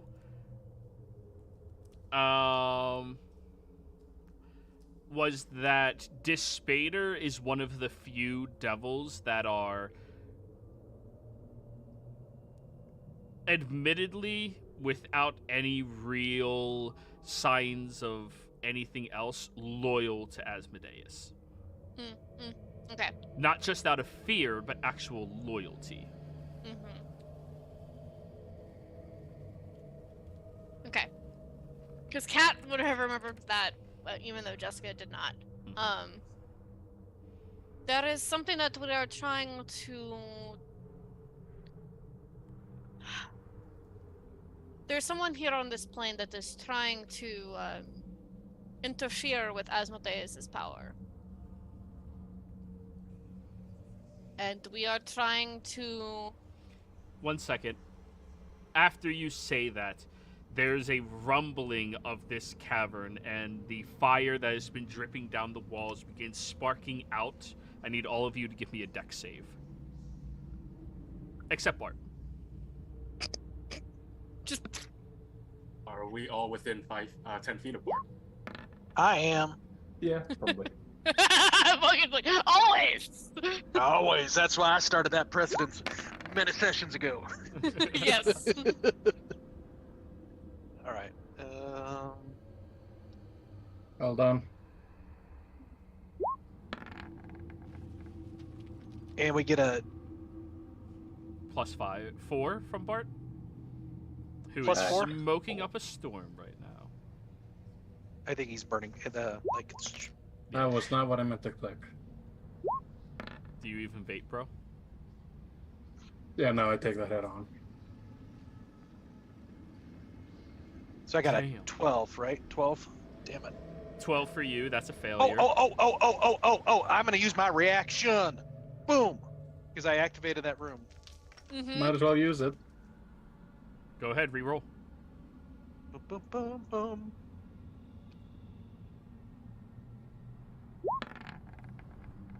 There we go. 23. Much better. Samdi, you're the only one who fails. Everyone else, there's little bits of fire that presses off from the wall and licks over at you. In the vulture form, Samdi, you are going to suffer 13 points of fire damage. Everybody else, 7. Con save as the 0 for vulture. me. Oh right? god, I'm Because so... of evasion.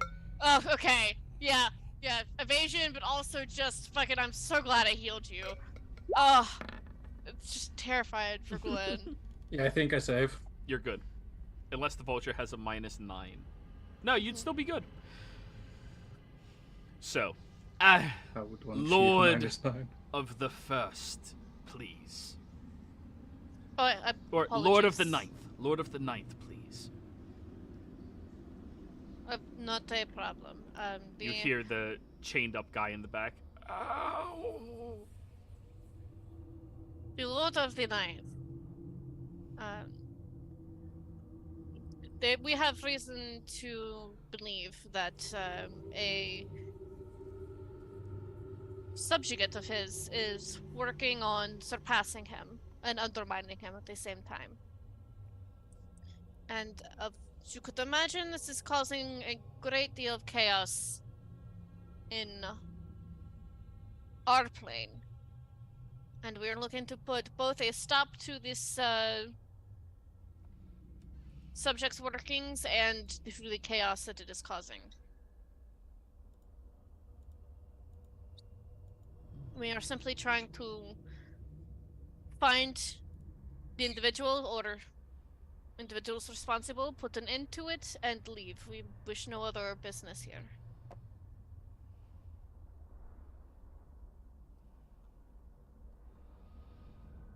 Well, I will say, it is good that you are attempting to do good by the Lord of the Ninth. I will not stand in your way. You may enter into the city of Dis. As they gesture behind themselves, you begin hearing this loud slamming sound, followed by a decompression, and then slam, decompression, over and over and over, as you realize the cavern back behind you is getting smaller and smaller and smaller, until directly in front of you there's another door that looks exactly like the door you all just shut. The Cave Accordions. Tubular. That is, we appreciate you letting us go about the business that we have.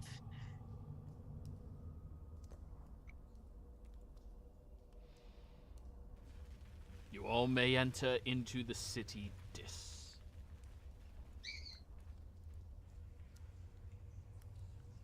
As you exit out from that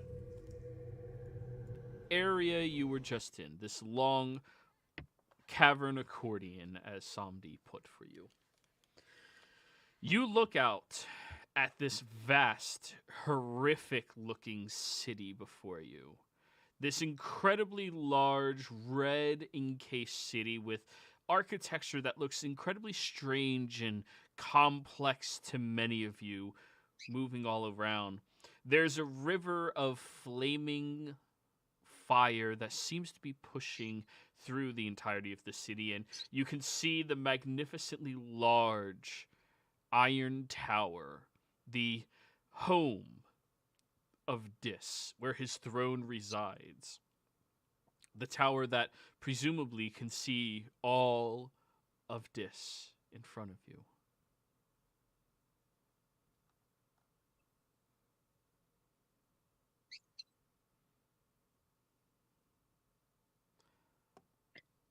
It's a large city.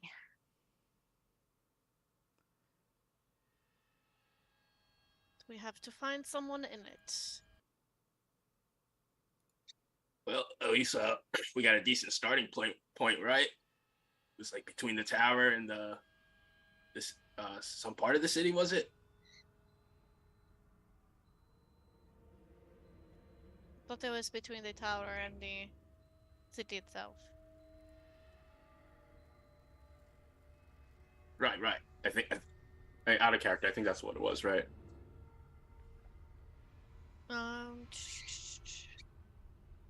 I've got the blurb somewhere.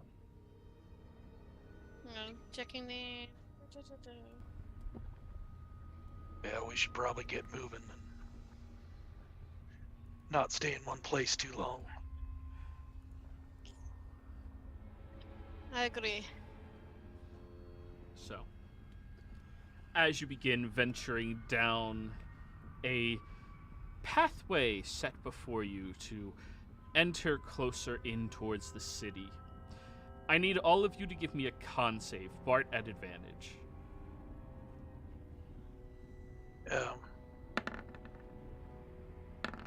I'm going to use my game advantage for this.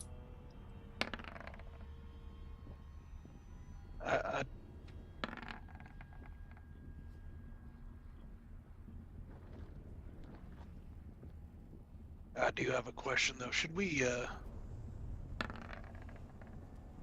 I know I said we should keep going, but should we take a little bit to rest? Find a place to rest for just a short amount of time.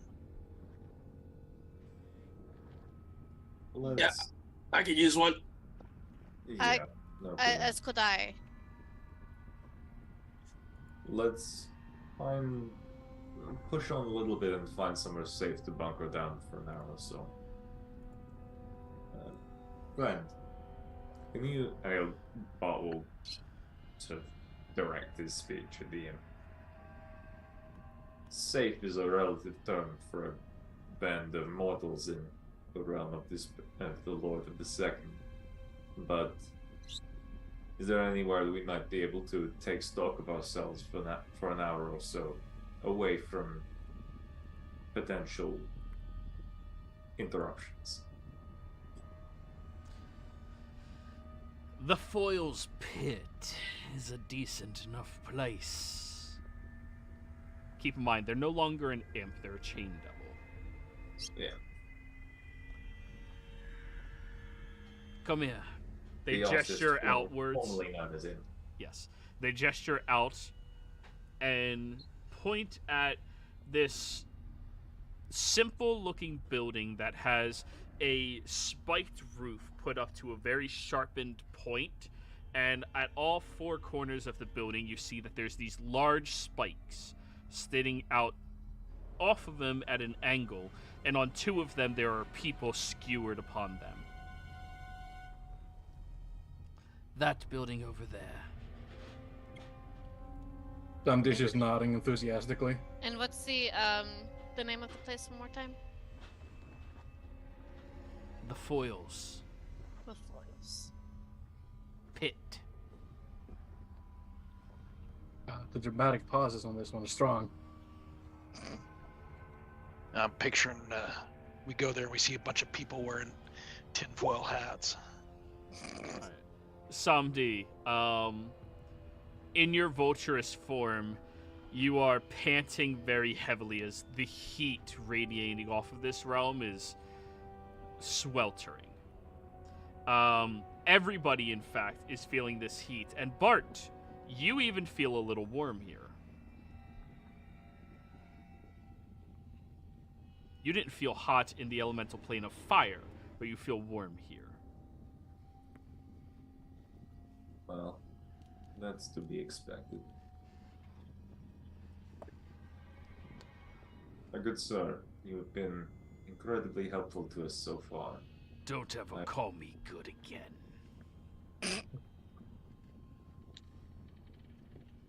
As Samdi transforms back into theater form, your vileness.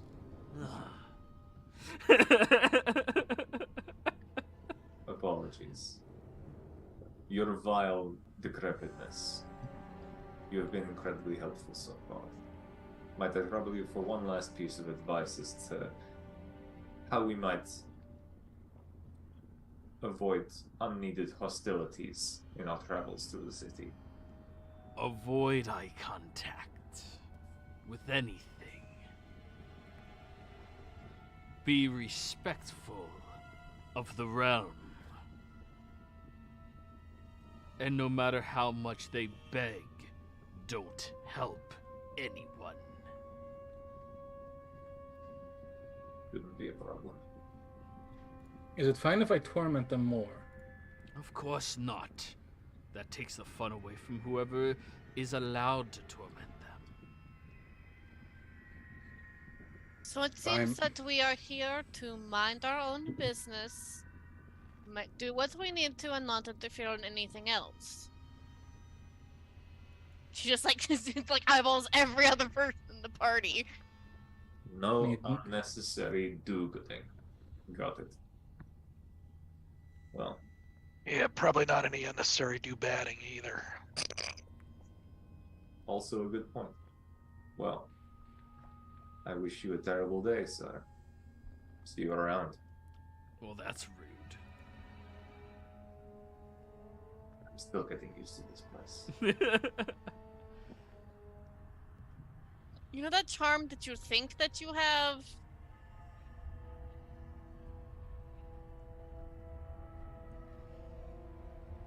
Oh, and that reminds me. Bond like rests his shoulder up against the wall. Ah. That's better. Yeah. Takes his shield up off the ground. Let's get going. Sounds good. Well, thank you for the information. May your days be adequate. And I'll turn around and start walking It off. appears to be adequate. Perfectly reasonable. So, you all Monkey is begin. the true neutral of the party. You all begin wandering down this pathway before you, stepping carefully across the cobbled road underneath your feet. It's made with this strange stonework that looks almost like it was meant to be placed into buildings, but instead is placed into the ground. These pentagonal shapes around each of them and the dark slated appearance that they have. As you are wandering past, you start to see all of these strange creatures to many of you. Now, do any of you speak Infernal through your background or through your class or your race?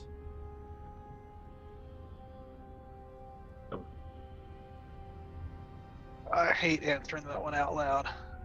I'll whisper you. All right.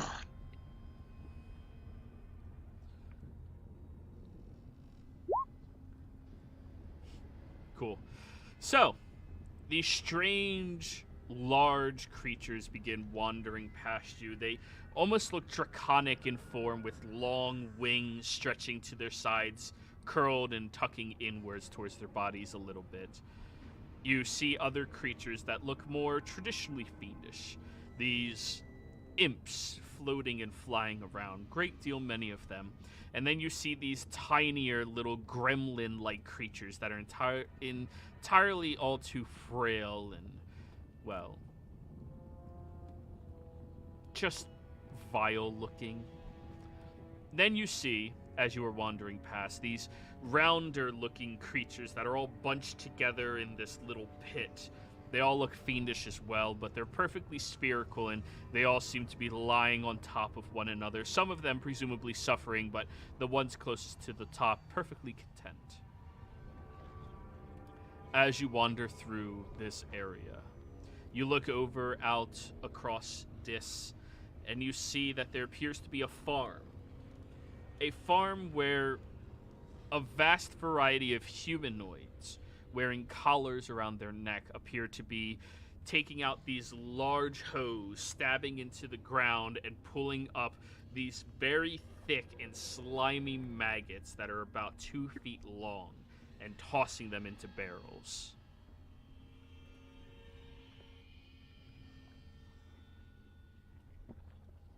You Good all shit. keep wandering.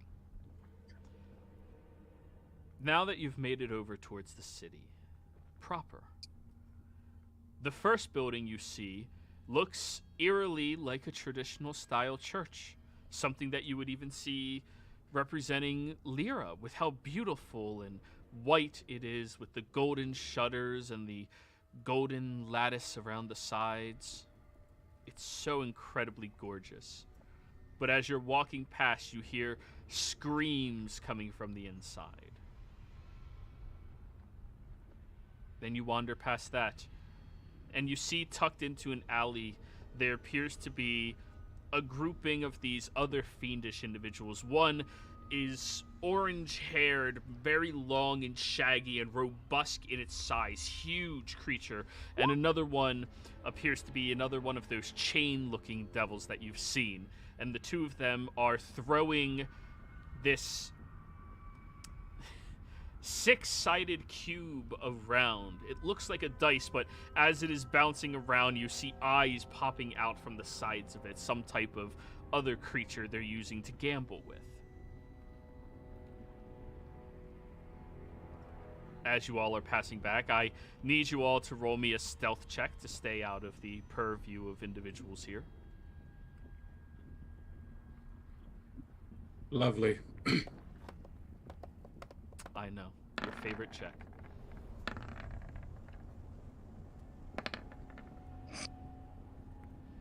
Glenn. Glenn just fits obviously. right in. Yeah.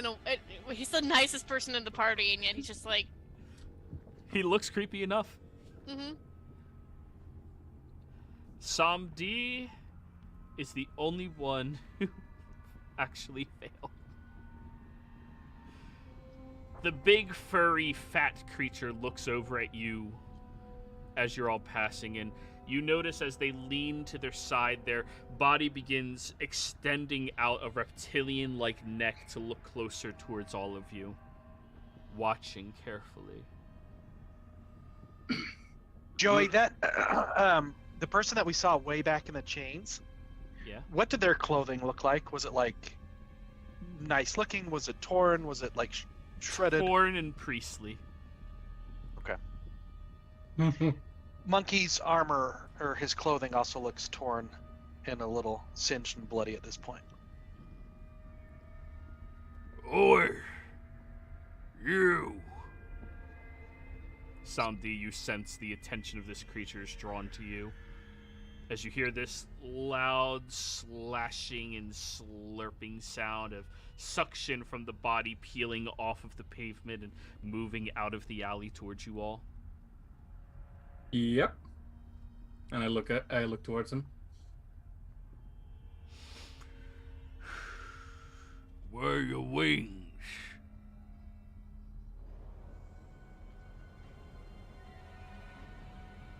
Ah, you fool, that's not an abashi. It's a pet. Mortals keep them. That's Ugh. pronounced a bit shy. It Or something like that. speaks. Please don't actually me. I really don't like that. Alright. Yeah.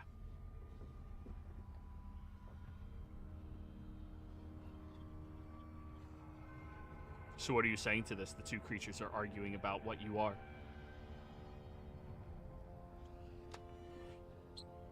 You're right, he is my pet.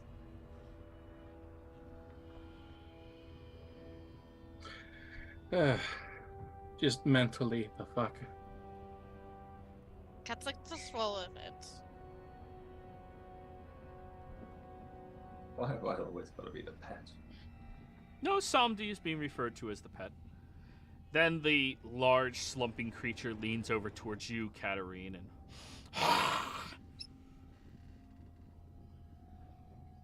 What is Celestial doing down here?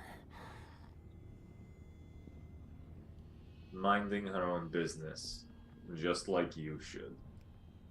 Go back to your game. Intimidation, Bart. Damn fucking right. We had one person being contacted, not half of the party is. 26. He leans over top and places these large hooves on either side of you as he looms down, staring carefully. And he sees not a single waver in your composure.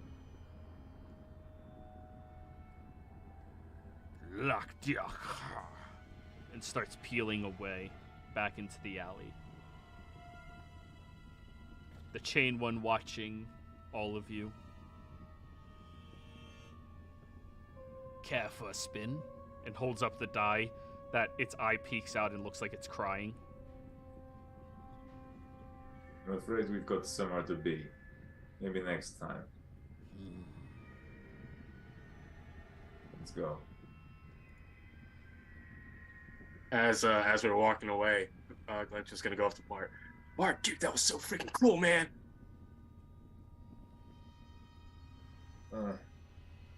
We've seen enough shit over the last few years that a couple of uppity devils low down, devils. Couple of uppity devils low down in the ranks aren't going to faze me. Badass, bro. Badass. So, you wander through the city for a period of time, and Bart, you notice something strange. Sweat befalls your brow onto your nose. It is warm here.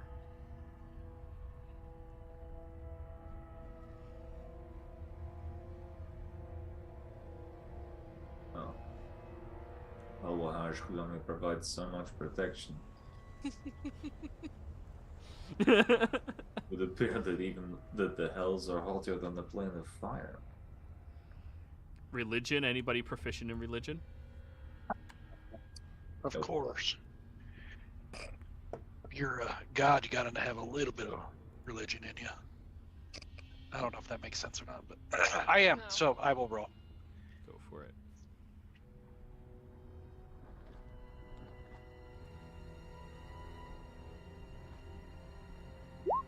When you're a god, you are the religion. There's a unique element down here. It is called Hellfire. Despite its name being rooted in fire itself, is a completely different form of pain and suffering. It is not made to support warmth. It is not made to provide cooked food or anything. Like fire has practical uses. The entire purpose of hellfire is to cause pain. It does not simply burn you. It is something that destroys what it touches. His immunity to fire would extend, hopefully, a little bit into it, but hellfire is its own element. All right, so just a reminder, I'm sure y'all are aware of this, but probably common knowledge, but there is what they call hell fire down here. It's not real fire. It's meant to cause pain and anguish and torment. And Bart, I've picked up since we've been in Casino and stuff that fire doesn't bother you much, but I have a feeling that this one's a little bit different. Well, I was hoping I'd be granted at least some level of immunity to this stuff, to the things going on down here, but it would have been foolish to expect total immunity to everything going on in the hells.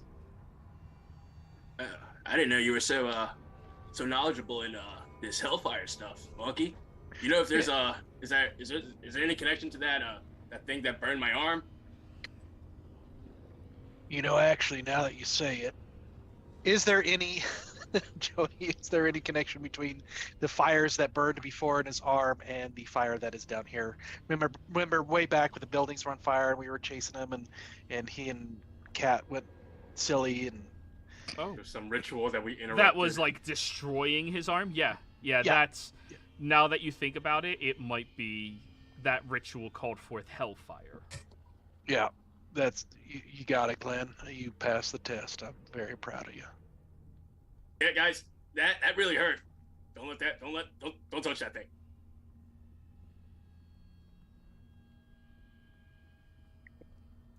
Wasn't planning on it. But you all make it over to the location, the Foils Pit. Looking at the two piked individuals around the building, on the 4 total corners that they have available, one of them is pleading downstairs, "I didn't mean to steal. I'm sorry. Please just let me down."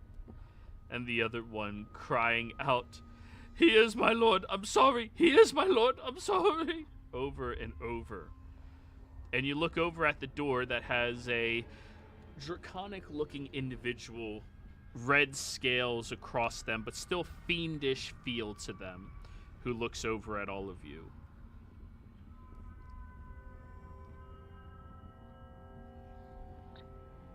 Hi, we were just looking for a place to spend a little while before we move on. No loitering. If you come in, you're buying. Of course, we wouldn't think of anything else. What's your preferred currency? Yeah, I was about to ask that. Coins. You guys, Okay. you guys take gold? I'm assuming copper. Copper's pretty expensive. He can insight check me if he wants. If you are going to be using mortal coins, platinum is the minimum you'll need. Then there is nothing to worry about. What do you have? They open the door and allow you all inside. Once you step in, you look around, and there's another half dozen or so of these abashi, as you can see what they are. There's a couple of chain devils, a few imps, lemurs, things such as that loitering around.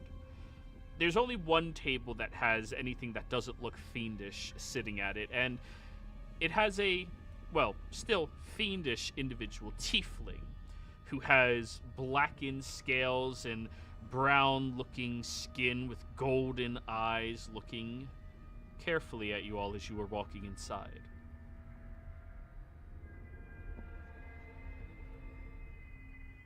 As you move in, pick whatever table you want. Now it's your choice. You can try to sit at the bar, which is very open and public. You could try to sit in the center of the room, which you would be surrounded by these fiendish individuals. You could try to take one of the booths that is right next to the tiefling individual. Where would you like to be? Through the earrings booth? Tiefling seems like a safer bet. Booth? Booth is good. I start walking toward the bar, and then I notice that they're heading towards the booth, and so I'll just kind of turn around and follow them. Go like tap you on the shoulder. No, this way, monkey. Gotcha. We doesn't need to put you on a leash, monkey. This is not the place for you to be wandering off. A monkey on a leash. Want to give him symbols as well? Last him bringing more attention to himself. Oh, ooh. I love the cat and part recognize the joke I did. Mm-hmm. Character that movie. ideas. I love that Character movie. ideas. That's Such my a- favorite movie, I think. One of, anyway. Well, thank you all for a character idea. Oh no. A monkey on a Next leash with... character is a Okay. monkey with symbols. I'm leaving. As you all make your way over to the booth, you see the attention of the rune does very clearly strain in your direction. However, you're left relatively by yourselves there for just about a minute before you see an imp fly over towards you all and hands over a menu. Let me know what you're gonna be ordering. And then flutters away. Now, can any of you read Infernal? Yes. Not read. I was can about to... read everything. Yeah, I was about to say, is this finally the time that Bart can use it? Yes, Bart, you Give me can 10 read minutes. the menu. I know these words. Ooh, do I recognize that hellish fire whiskey that I had at that hell-themed bar in... Mhm. Yes. And apparently their accepted currency for it is 1/6 of a coin. That's how it's labeled. Yeah, soul coins. Yep. Yes. Now you have to figure out the conversion rate of soul coins to platinum. It's gonna look over at Keep in mind, Katarine. he said they only take platinum, not coins that equal platinum. Platinum. Yeah. So on booth, how private is it? Like, is it a walled off area you can't see outside of it, or can we see into the booth that has the tiefling in it? It has heightened backs that, for the tallest amongst your party, Monkey and Cat, it comes up to about their shoulders, and they can see back there no problem. Okay. Now, with that in mind, how standoffish does this tiefling look? Insight check.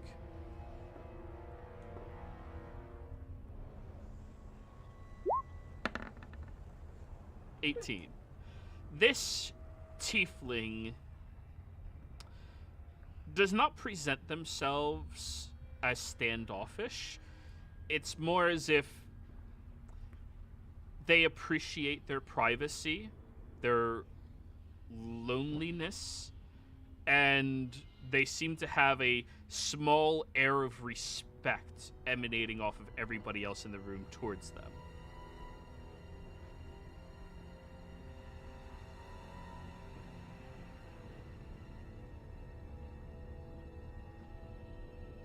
Okay. In that case, Bart's just going to be like, alright, it looks like the primary currency is soul coins, but let me work out if I can find the exchange rate to platinum. Stay here. And he'll stand up, and he'll just, like, softly, not softly,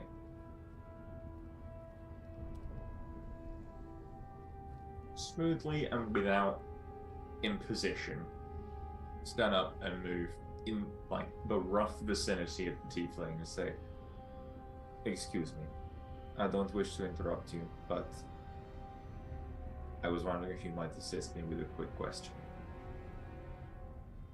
What is it do you want? Having come from the mortal realms recently, I don't suppose you know offhand the exchange rate between soul coins and platinum here. It is not a direct currency, unfortunately. In this establishment, they usually take about 5 soul coins to equate, or 5 platinum to equate a soul coin. Okay. That's fine. Why Thank you is very- your dead person looking at me? You peace back down. Excuse him. He suffers from pathological curiosity. I'll leave you to enjoy the rest of your day. Thank you. Sit down. As you wish. Soundly Hello. connects to Bart's mind immediately. Ding! There. He'll send. Bart will send a quick message over to Sandy when he feels him connect. Tell Cat it's 5 platinum to a soul coin. Sometimes. It's not consistent. but- Usually. Yeah. Yeah. Depends how convincing you can be. I'll just say, yeah, it's like 5 to 1. Flat soul. The tiefling leans. That's all that this hold is worth? Well, Gotta the say. average You'd be soul. surprised. Now, keep in mind, you guys already knew about this, but certain souls are worth a lot more. But the average soul coin that most people would be dealing with is worth around 50 gold to a devil. I mean, think about how many warlocks there are. Like, people sell their Yeah, shit so easily. So many. It's like, So I want many. Eldritch Blast! Like, Yeah. And then they die the next session. True. Anyways, Bart, as you sit down, the tiefling individual, you see their tail swoops up, grabs their cup, and starts feeding it to them as they scoot around the booth to be a little closer to you. Now, they're on the hooked side of it while you're, like, on the edge of the opposite side of where he started. And he leans over towards you. Are you an agent of the Abyss?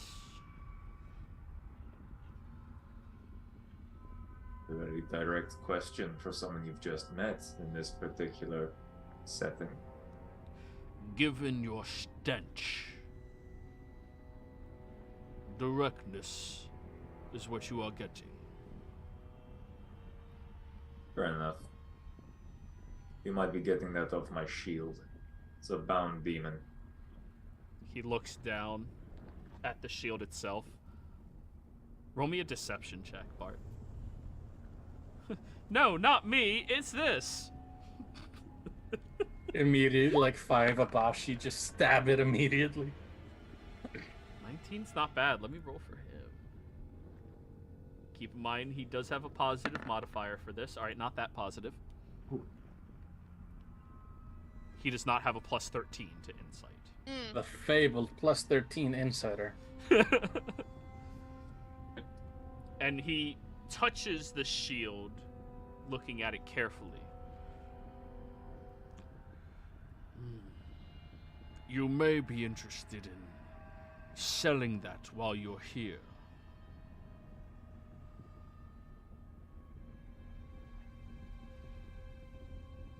I'm not quite sure I'm through punishing this one quite yet. Fair enough. One of your companions over there smells of celestial influence. The heavens are not trying to build up a coup, are they? God, no. She is of that sort of bloodline, but... So it is the woman.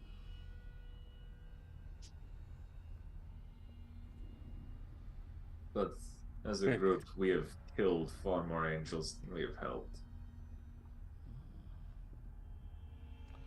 You all sound fascinating. I think I'll sit with you. And he scoots right next to you, gesturing for you to move out.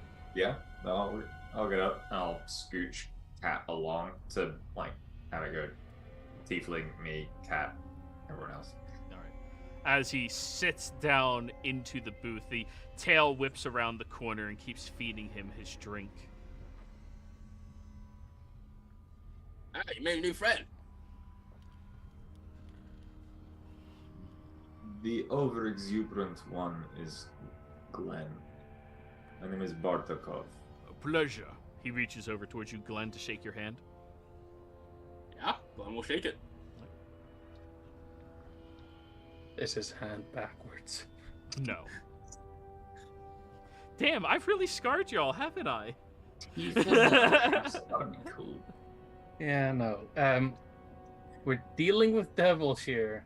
You know, I know your track record when it comes to Abashi. Not Abashi, what's the other one? Rakshasha. Rakshasha. And I'm Catherine.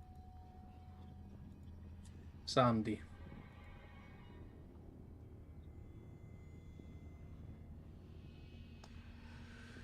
Pleasure. And what about your cowboy? Well, yes, I am with them, but you can just call me Kimosabe. Suave. Okay. Well, you all may refer to me as Gretchworth. I had to stop myself from immediately saying Gretchen. Gretchworth. It's a pleasure Gretchworth? to meet you. So, Gretchworth. I don't really do well with long names. Do you mind if I just call you like Gretchy? I do mind. All right, Gretchworth it is then. You can call me Sir, if you please. All right, sir. Kind of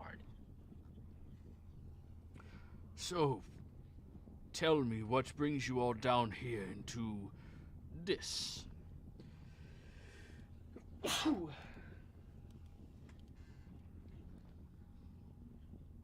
I'm gonna take a quick, just kind of like look, like, is this something that someone we can be a little honest with, or like how guarded do I have to be? Insight.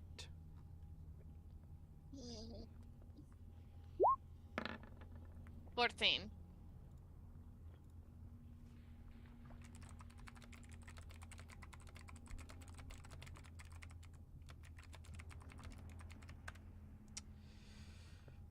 Very difficult to read individual.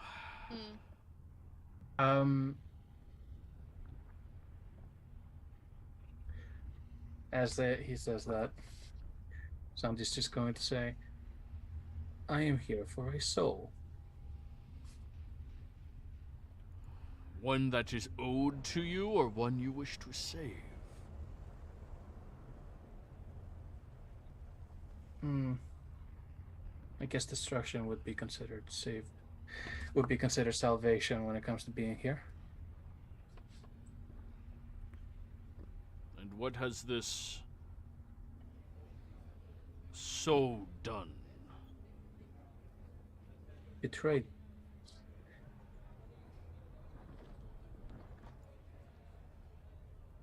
Traitors are usually within one of the other districts than we currently are. You'd want to go closer towards the bottomless pit, northeast of the tower. That's where we keep the traitors. I bow a little. Do you all have a map? No, I can't say that we do. It's at this point we realize he's a map salesman this entire time. If you all would be willing to trade me a map for 2 water skins filled with water.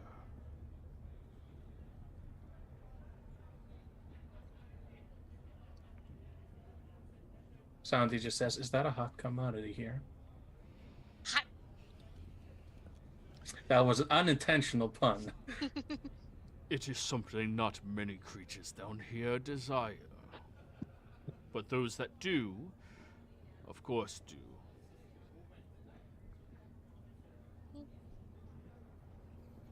That sounds fair to me. Sure. You want it clean? I have a backpack full. I would prefer clean, yes. So who's handing over water skins? Bot will. Okay. Oh, I have an extra water skin. I didn't even realize. Yeah, I know. I don't carry any food, drinks on me. Yeah, so I'll hand over one of my extra water skins, still cleaned with normal water. And then Bart's, so that's the 2? Mm-hmm. Alrighty. He takes the 2 water skins and unscrews one and takes a sip, sloshes it around a little bit, tightens it, takes the other, takes a sip, tightens it, nods appreciatively. Very clean water. Not created through divine use either. That is good. That is good. I was about to say. Well, That was... here we are. He reaches into a pouch on his side and pulls out something that is far larger than the pouch itself. And you all came from... Ah, yes, over there. So you're around here.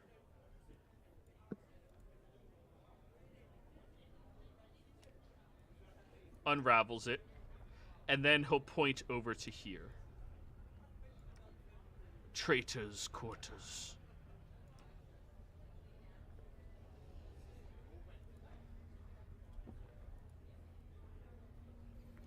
If you don't mind my asking, how hardy would you say you are as individuals? You mean like Tough. being able to survive something, or being like keeping someone full for a day? Survive. Pretty tardy, pretty hardy. Pretty tardy. Tardy. Usually not there to begin with. Well, pretty hard to put down. Could see this guy survive the fucking As he swarm. asks it, I'm gonna turn on my detect thoughts. Try to Yeah. read what his intention is. Okay. Yeah, not to toot my own horn, but yeah, I think I'm pretty tough. So the surface thought he's evaluating is a lot of numbers: 13, 1, 12, 1, goes back up to 13, 1. At one point he's estimating 6, 1, particularly when he was looking at you. She'll kind of just smile a little bit. No. Why would that? Are you taking bets on whether we make it out of here or not? He smiles. That was my intention, yeah. Group like yourselves would cause quite a bit of noise when you came in here. And I figured I'd find someone willing to make a bet on your lives.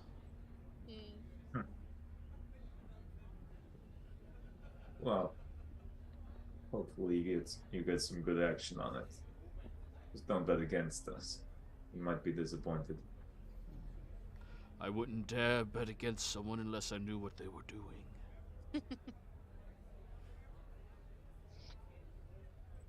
Wow. During this time, Santi's going to, as he's like listening in on the conversation, is going to quickly, silently cast See Invisible here. Roll me a perception check. I'll use my game advantage on this. That's performance. Here's perception. Dirty 20. Dirty 20. Sitting on the bar, there is an invisible imp currently looking over the shoulder of two Abashai who are currently playing poker and showing fingers to the other one.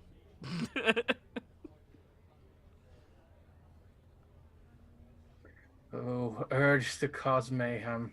I know, it's so hard. Just a little dispel magic and oopsies. Or, there's an imp in your eye. No.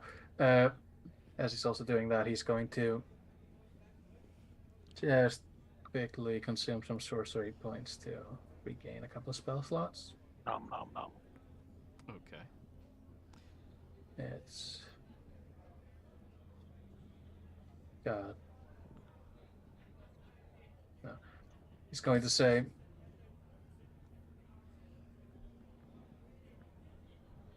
Hold on a second. Gotta think about this before I accidentally insult somebody. While Santi is doing all of that, Kato looks to Gutsworth. You do seem to be rather connected. If you had knowledge of us coming through the gate. I did not know you came through the gates.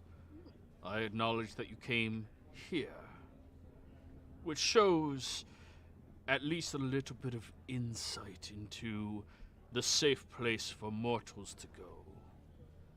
So What if we ask the right questions? Which is also a good tactic for survival.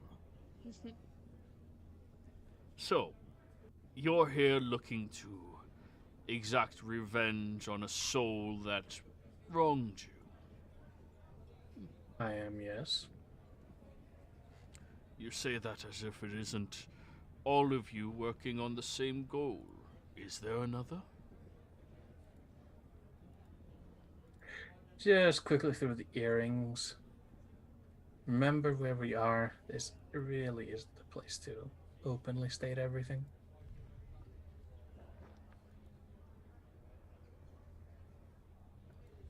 We are all looking for revenge in one way or another.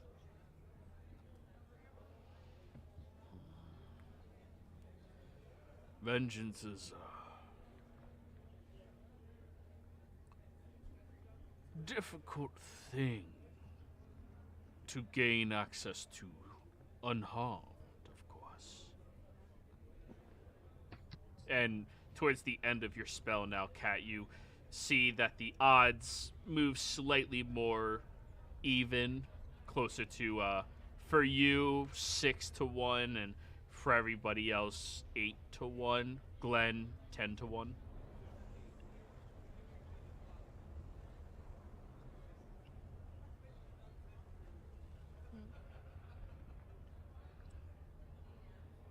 Certainly, but if there were a way to make it to our goal faster, it could be useful.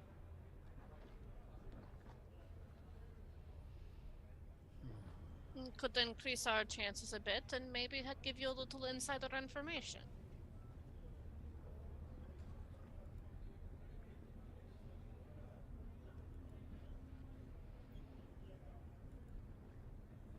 Quid pro quo, I believe the Celestials call it. The Celestials are fucking French! It's not French. That explains a It's lot. Latin. Why do you think there's so many dead nobles? Yep. At this point, Monkey's getting a little bored, so he's just gonna kind of sit back and tilts his hat down and try to take a little sleepy sleep. Not sleep, but rest. Now, what is it that you could want from us?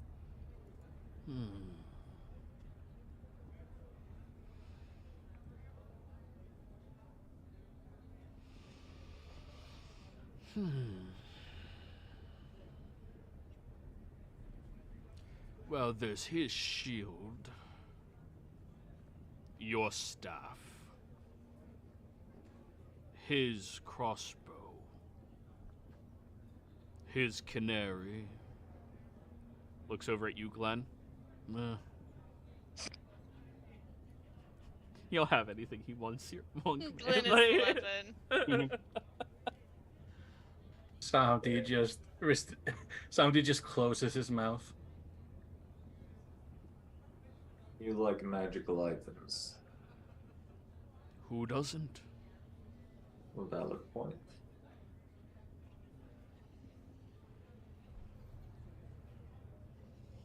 How about something that might work out a little more fiscally in your favor? You wanted to know what we're doing. You wanted to make bets on our likelihood to survive. If we clue you in, you might get some fantastic odds on us. And in return, we'll make damn sure we get out if you're alive and you can cash in.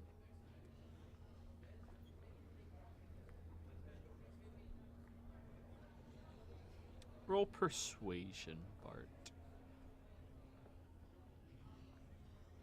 Could I have given him advantage because I've been leaning towards that as well? Sure. I don't think he needs it. Hey, you can I do know. better than 26. Listen, it could have been, could have been a... 29. Yeah. And in return, I suppose you want a little direction. Directions would be helpful. After all, what better way to bet than to stack the deck in your favor? Most definitely true.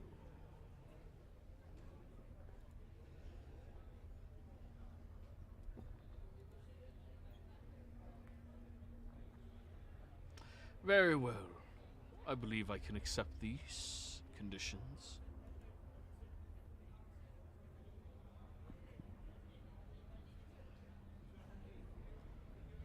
By all means, share.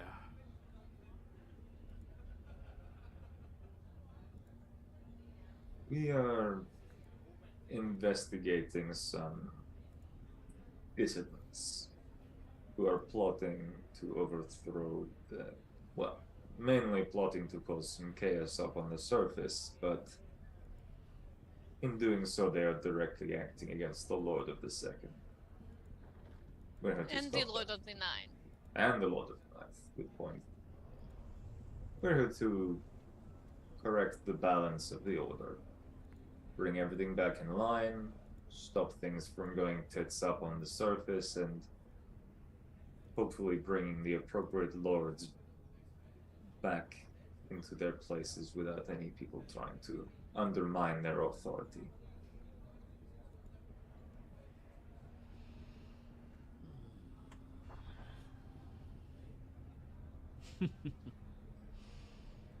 And what is it particular that this traitor is doing?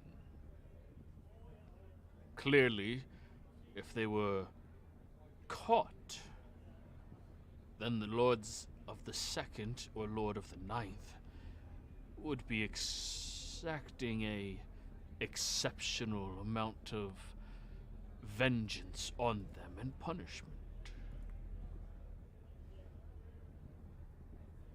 The people we are seeking are invoking a wasting plague upon a town, upon a city in which we are currently residing on the surface.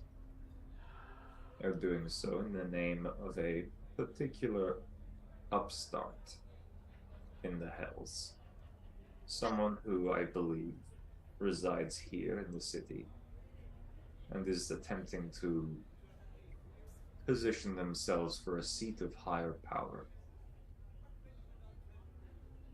And of course, as you can imagine, causing so many deaths as a sacrifice, what that could do to the balance of power.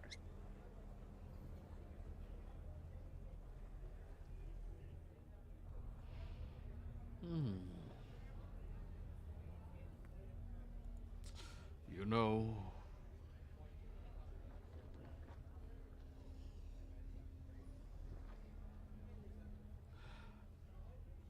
this does sound like the odds should be slightly smaller than what I was anticipating. But the chaos that would ensue might be profitable as well. I like this. Allow me to buy you all dinner as I tell you what I know. He snaps his finger, and the imp who previously had given you the menu immediately flies over here instantly. We will have 2 of your cow flesh patties with bread around them. Give that to the dead man and the cowboy. For the others, we will have a proper escargot, treated with the spice of flame,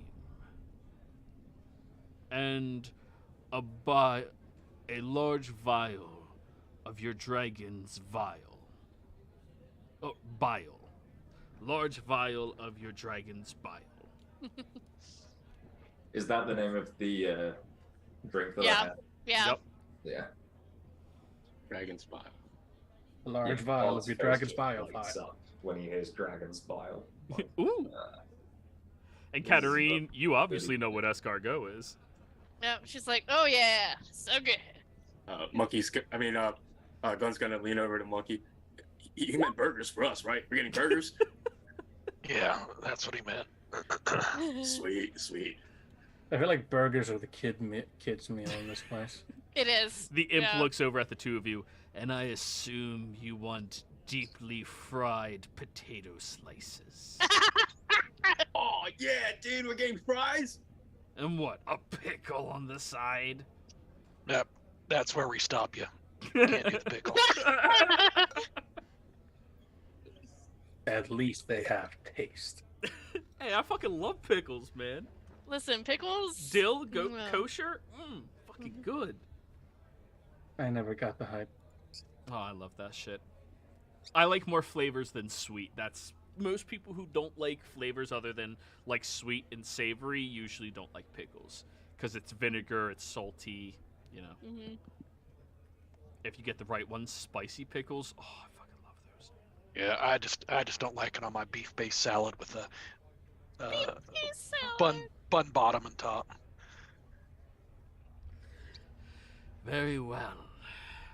The imp flies away and a moment goes by before it comes back, placing down these different plates before each of you, and that is a big fucking burger for the two of you with a large stack of fries. And the other three are given escargot. And from the single vial of Dragon's Bile, one shot is poured for each of you. Now doing insight check Sure. about the food. Sure. All right, I do get advantage on these. Oh, I wasn't gonna eat anything. I don't know what to do now.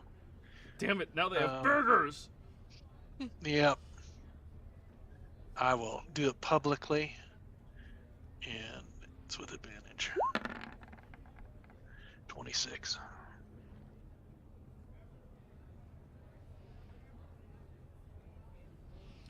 The meat looks like cow meat. The buns look like dough. Are we gonna be in trouble? Does it feel like? Am I getting the vibe that if we were to eat something down here, we would remain down here? Oh, no, nothing like that. Okay. Nothing In like about that, no. 6 hours, you might be in a lot of pain. Yeah, depends That how is the well they know fate. how to prepare it, because fiends usually don't eat this, so... Yeah. Okay. I just didn't want to be like, now you're stuck here for a week or the rest of your life because you ate here. No, fuck that. It's not pomegranate. If you think it's spicy going in, Ooh, Sorry, but the fact that when he said cow flesh, I thought like, oh, they just take a chunk out of cow and place that on and call it steak. Steak burgers are good, too. steak burgers are great. Yeah. Love Yeah, a no, steak but just burger. like a There's- random chunk of cow. There's no wrong way to eat a cow. All Yeah. right, stop. You tell Chopsticks. that to the farmer. I was about to say chopsticks, but okay. All right. Well, thank you kindly for this meal. Oh, Gretchworth, sir, you didn't have to do all this. As Glenn picks up the dragon's bile shot, he's gonna lift it up. To new partnerships, everybody. Now, To So- new conveniences. I'll do convenience. That yeah. I can toast too. Santi floats the shot towards the clink. Clink, Good clink, enough. clink, clink. Con saves everybody as you shoot it back. Yep. now Oh, I'm thank immune Christ. to poison. Oh! The poison's not the con save part of it. it's, Okay. it's a fighter. It's hot. Think about the 28. fireball whiskey, but jack it up like 10.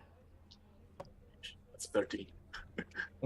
Plus 4, Fireball you're next to is Bart. pepperidge. Oh, to 17. All right. Glenn and Monkey. Wait, that's not everybody. 1, 2, 3, 4. We're missing somebody. Bart's immune. Bart. Oh yeah, that's right. You're immune. Bart. Oh, oh, that is so fucking good. It's the perfect amount of spice for somebody immune to fire damage. Yeah. It's like, oh, I can taste it. It's like mild spicy to everyone else. Monkey and Glenn, as you shoot it, you both do the woo slamming on the table thing, like holy shit. Yeah. But you're both fine. You both give out a small belch where fire erupts from your mouth. Now your burger is char. Charboiled. Oh. Samdi and Cat, because you've done this before. Oh, that's strong. Just somebody blows out smoke out of his nose. Just And of course, the tiefling smiles and you just see the flames on the sides of the mouth shooting out. Well, anyways, if this individual is summoning forth a plague, and they're here in this, I have to assume this plague is based around an insect of some variety. Moths? Moths, yes. Moths. Of course.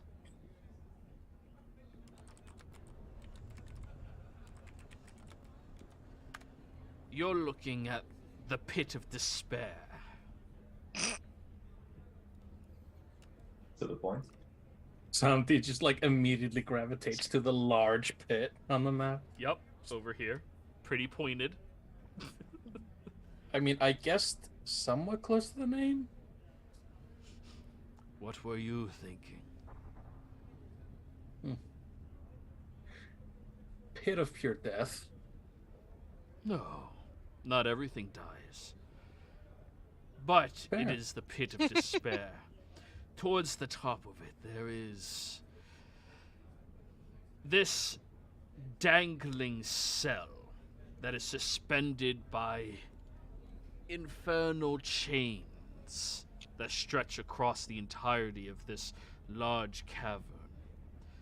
The cell houses within it a particular demon that was captured back during the Celestial Wars. And of course, this demon is constantly, perpetually shedding these vile moths down into the pit. So what you are looking for is in there.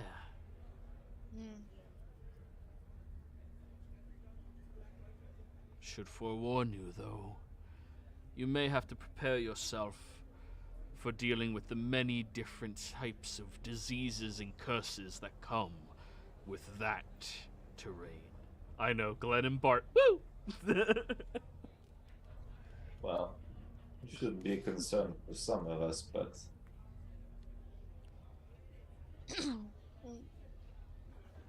What kind of diseases and curses? All kinds. The pit is filled with every variety of horrific disease that mortals can be fallen by, as well as curses that any creature could be fallen by. That is why they keep that demon chained at the top.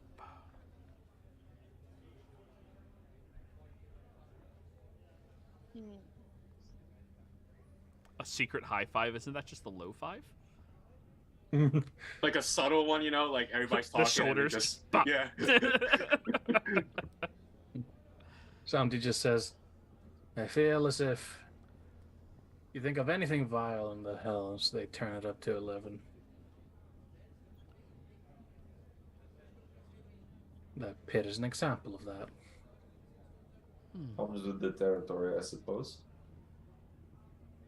Now, as mortals, you'll be hard-pressed to find your way in there. They usually keep it pretty tightly covered. As you can imagine, there's been quite a few fanatics who wish to destroy a house at the sacrifice of their own lives. Go into the pit, come back with untold diseases, and, well, moving to destroy a community. Of course. The funny thing Any is, places? the pit itself is warted around the exterior of the mountains and on the mountains from individuals traversing. Many different devils stop you. However, the chains are free to venture across. You just need to walk far enough along them that maybe you can see what you are looking for and, well, hopefully not die on your way down. Thank That God would be Glenn the has trick, wouldn't it? Featherfall. Mm-hmm. He's not the only one with it. We're just- Nice. Nice. Hmm. That is all good to know. Are there any like creatures that hang around the chains, like those dispats? Oh, absolutely. But they don't congregate over there. Their meat is very sweet to fiendish individuals. So they usually stay outside the walls in the mountains. I assume you've already encountered a few. We Ben have- just looks at the holes in his body. Explains why they tasted so bad.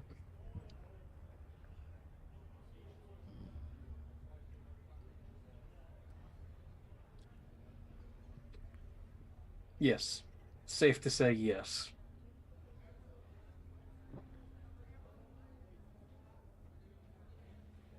So, we have a destination.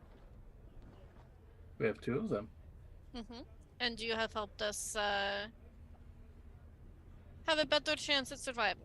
That puts more money in your pocket. Absolutely. And of course, our deal has been concluded. He reaches into that same pouch on the side and pulls out 3 coins and places them onto the table. Looks over at the imp and gestures, and the imp flies over, takes the 3 coins, and scurries along.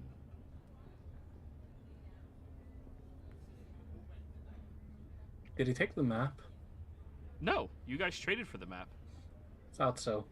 Yeah, you Just- gave him your water skins. Now, both of you remove your water skins from your character sheet.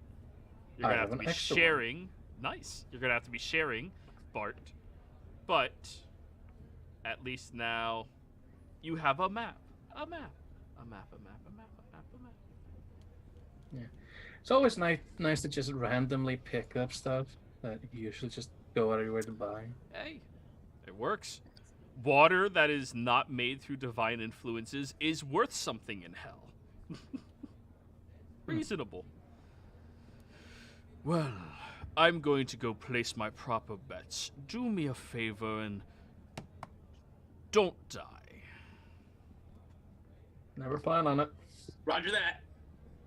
Well, if we do, I'm sure we'll see you around regardless. But we'll do our best. I don't believe you and I would see each other at all.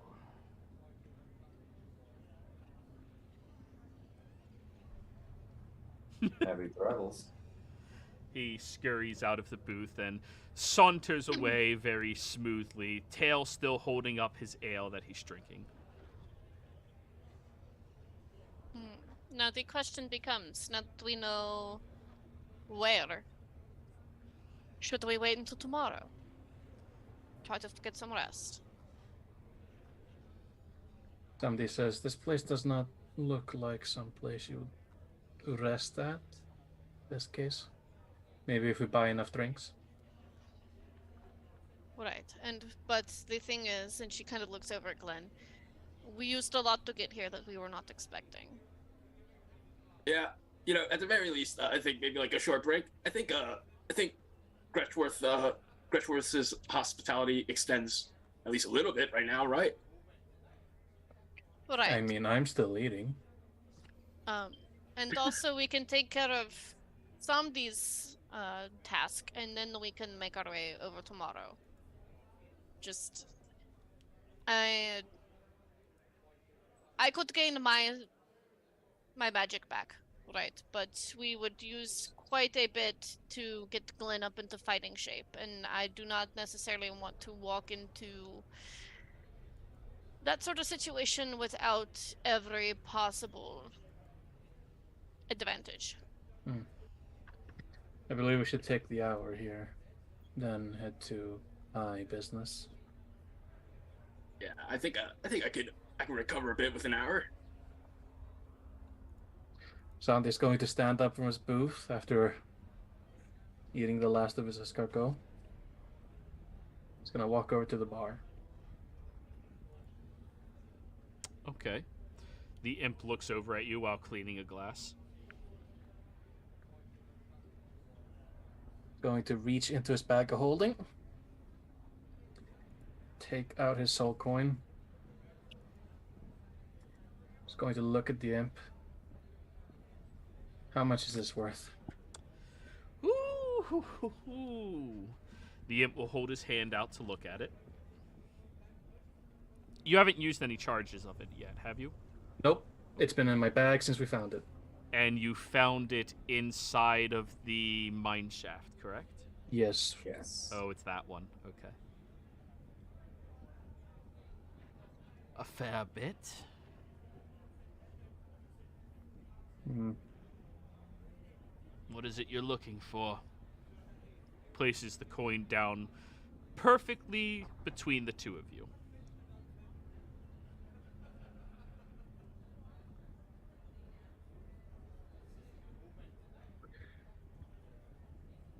He's gonna look over at all the different drinks on the bar. Yeah. Gonna say a shot and some information.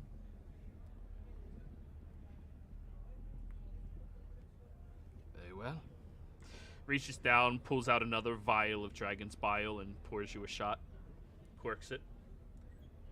Holds his finger on the coin. What information? And he keeps his hand over the shot until he knows.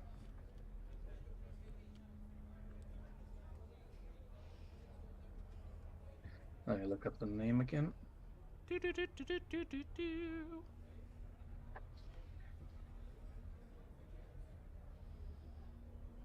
Do you know of Lakir? Gonna have to give me more details than that.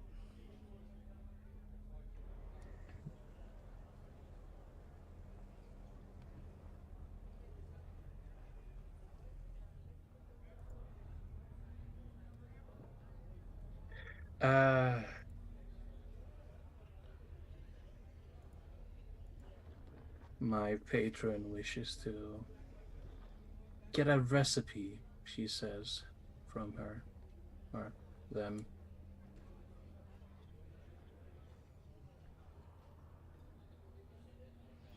What are they down here for?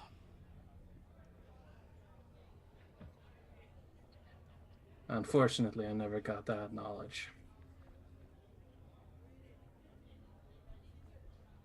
I told my patron where I was going. They told me to find the Flakiri. You have no idea what their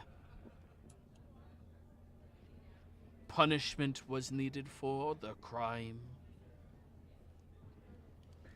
That's why I'm asking questions.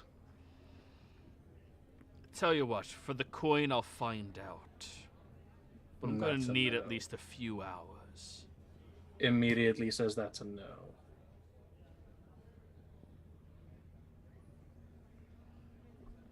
Not the coin that's needed.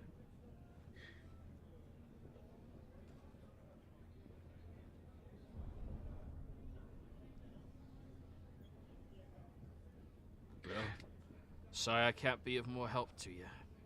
Hmm. Takes the shot back and leaves Yep. the coin on the table. He picks up the coin.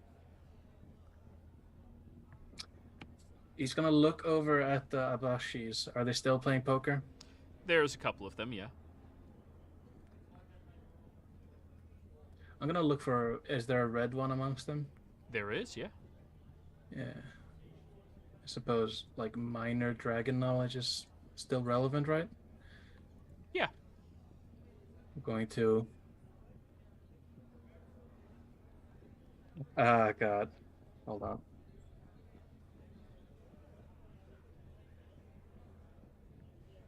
I'll whisper in his mind. He's been cheating you this whole time. You see the head tilt to the side.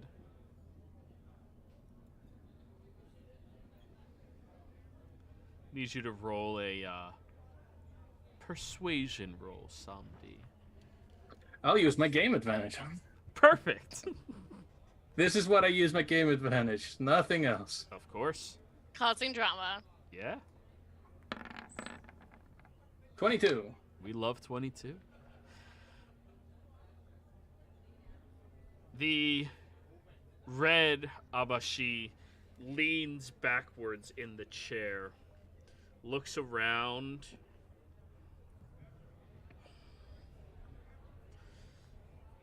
takes a shot, and then exhales a large plume of smoke where the invisible imp has a silhouette. And now there's a massive bar fight in the center of the bar. All of you watch as the Abashai are all beating the shit out of one another, stabbing, gashing, casting spells, and throwing each other up against the walls and counters. All of you in your booth. Firefight! All of you in your booth get to sit comfortably as Samdi comes waddling back over. Oh no, Glenn. Even though Glenn's injured, he's getting excited at this bar fight. He's like hopping over the booth, about to get in there. And Cat grabs him and just no. Save it. Grabs him Go as a on, cat. go on. It looks like so much fun. Cat grabs the cat. Yes, exactly. As Samdi walks back. All coin for information. I need this for later. And he's just gonna say towards Katarine, that's gonna take him ages to clean up. It certainly will. I think I got my natural dickishness out of me for a little bit. You sure about that? Look over at Bart, who still has like a skid mark across his face. I said a little bit. There's a lot to work through. No, for a little bit. They'll be back in about 10 minutes. Anyway, enjoy the show. I hope you like it. We get to see what they can do. Just let me just suck one of them. That's a no. Out loud. Alrighty. I would like an insight check from everybody interested in what the Abashi can do. That's definitely one for Zombie. Oof. A 12. Let's go, Cat. So that's the first time I've rolled well in insight ever. Monkey, This entire campaign. this booth is so comfy, in all honesty. Like, the rest is perfect for, like, your neck to lean back and your head to lean back, but not, like, a strained amount. Just, like, enough to open up, you know? It's Yeah, and these conversations, they just get so boring. Like, I just enjoying relax my belt buckle just a little bit. That was a good burger, though. It was pretty good. Yes. Not the Glenn and best, Sam- but good. Big iron on his hip while the bar fight's going on. Yeah, and then Glenn and Samdi are constantly wrestling against each other to stop Glenn from joining. So, Cat. I join you, Glenn, but I gotta wait for this digestion.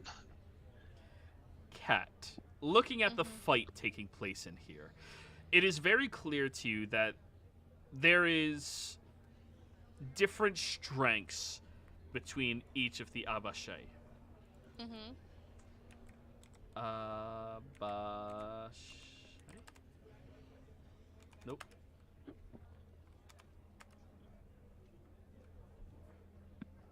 How do you spell Abashi again? Abishai.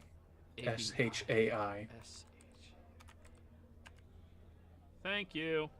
There's a clear pecking order that seems to stem from their various different classifications and colors that you can see. Now, to clarify something, you only see 4 different colors in here. There is white. There is black. There is blue. And there is red. The red one is by far the strongest one in this Mhm. entire cavern. They have a little bit of spell casting, but their fluidness with their scimitars that they're dual wielding is incredible. The black one is substantially weaker. The blue one looks like it could almost give a run for its money to the red one, but not quite there. And what was the last one? White. The white one is hands down the weakest. So Right. So red. And white is the weakest. as a player, is there no green Abashi? There is no green abashi in here. Oh, in here. Oh yeah, there's definitely green abashi, but there's none in here. I just expected them to fucking. Well, They they're roll not with building the policies of chroma. Alright, we need one of each of us in our groups. There has to be a green one, or else we'll explode. But yeah, Glenn, all that you really notice is, oh, there's some good fists flying. Nice hook! Get him with the uppercut!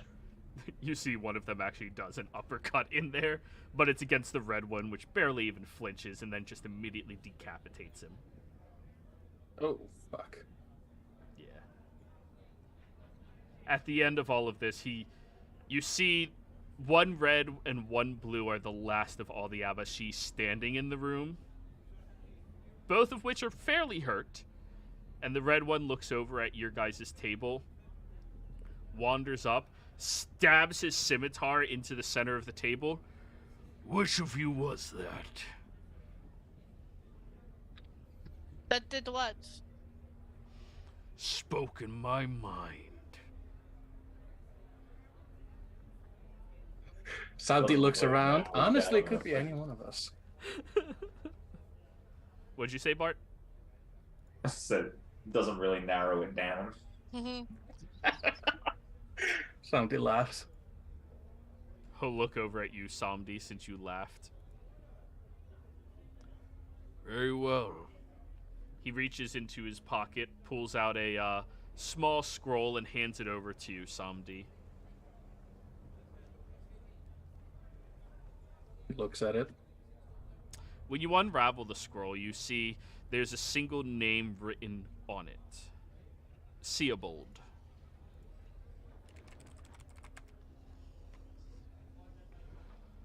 That individual handles every single soul who comes into Dis. Their ledgers would have what you were looking for. We're even. He holds his hands up. Just like, yep. And then the Abashi walks out.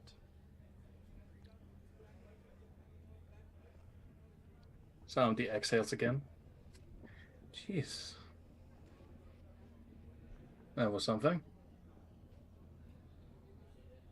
That worked. No. You figured out what you needed. And all it took was just a little bit of fun on your part. If only it worked that way. An important thing for Kat to know is if you didn't have Bart with you, you imagine the red one would actually give your group a run for its money by itself. Hmm. But you have a Bart with you, and that's a fiend, so... Mm-hmm. Great guns. equalizer, smite. But anywho. With all of that happening, all of you being able to take your rest in here while you enjoy the scraps of your food remaining, I think this is a wonderful place for us to end the session for the week, everybody. We'll be back next week. Goodbye.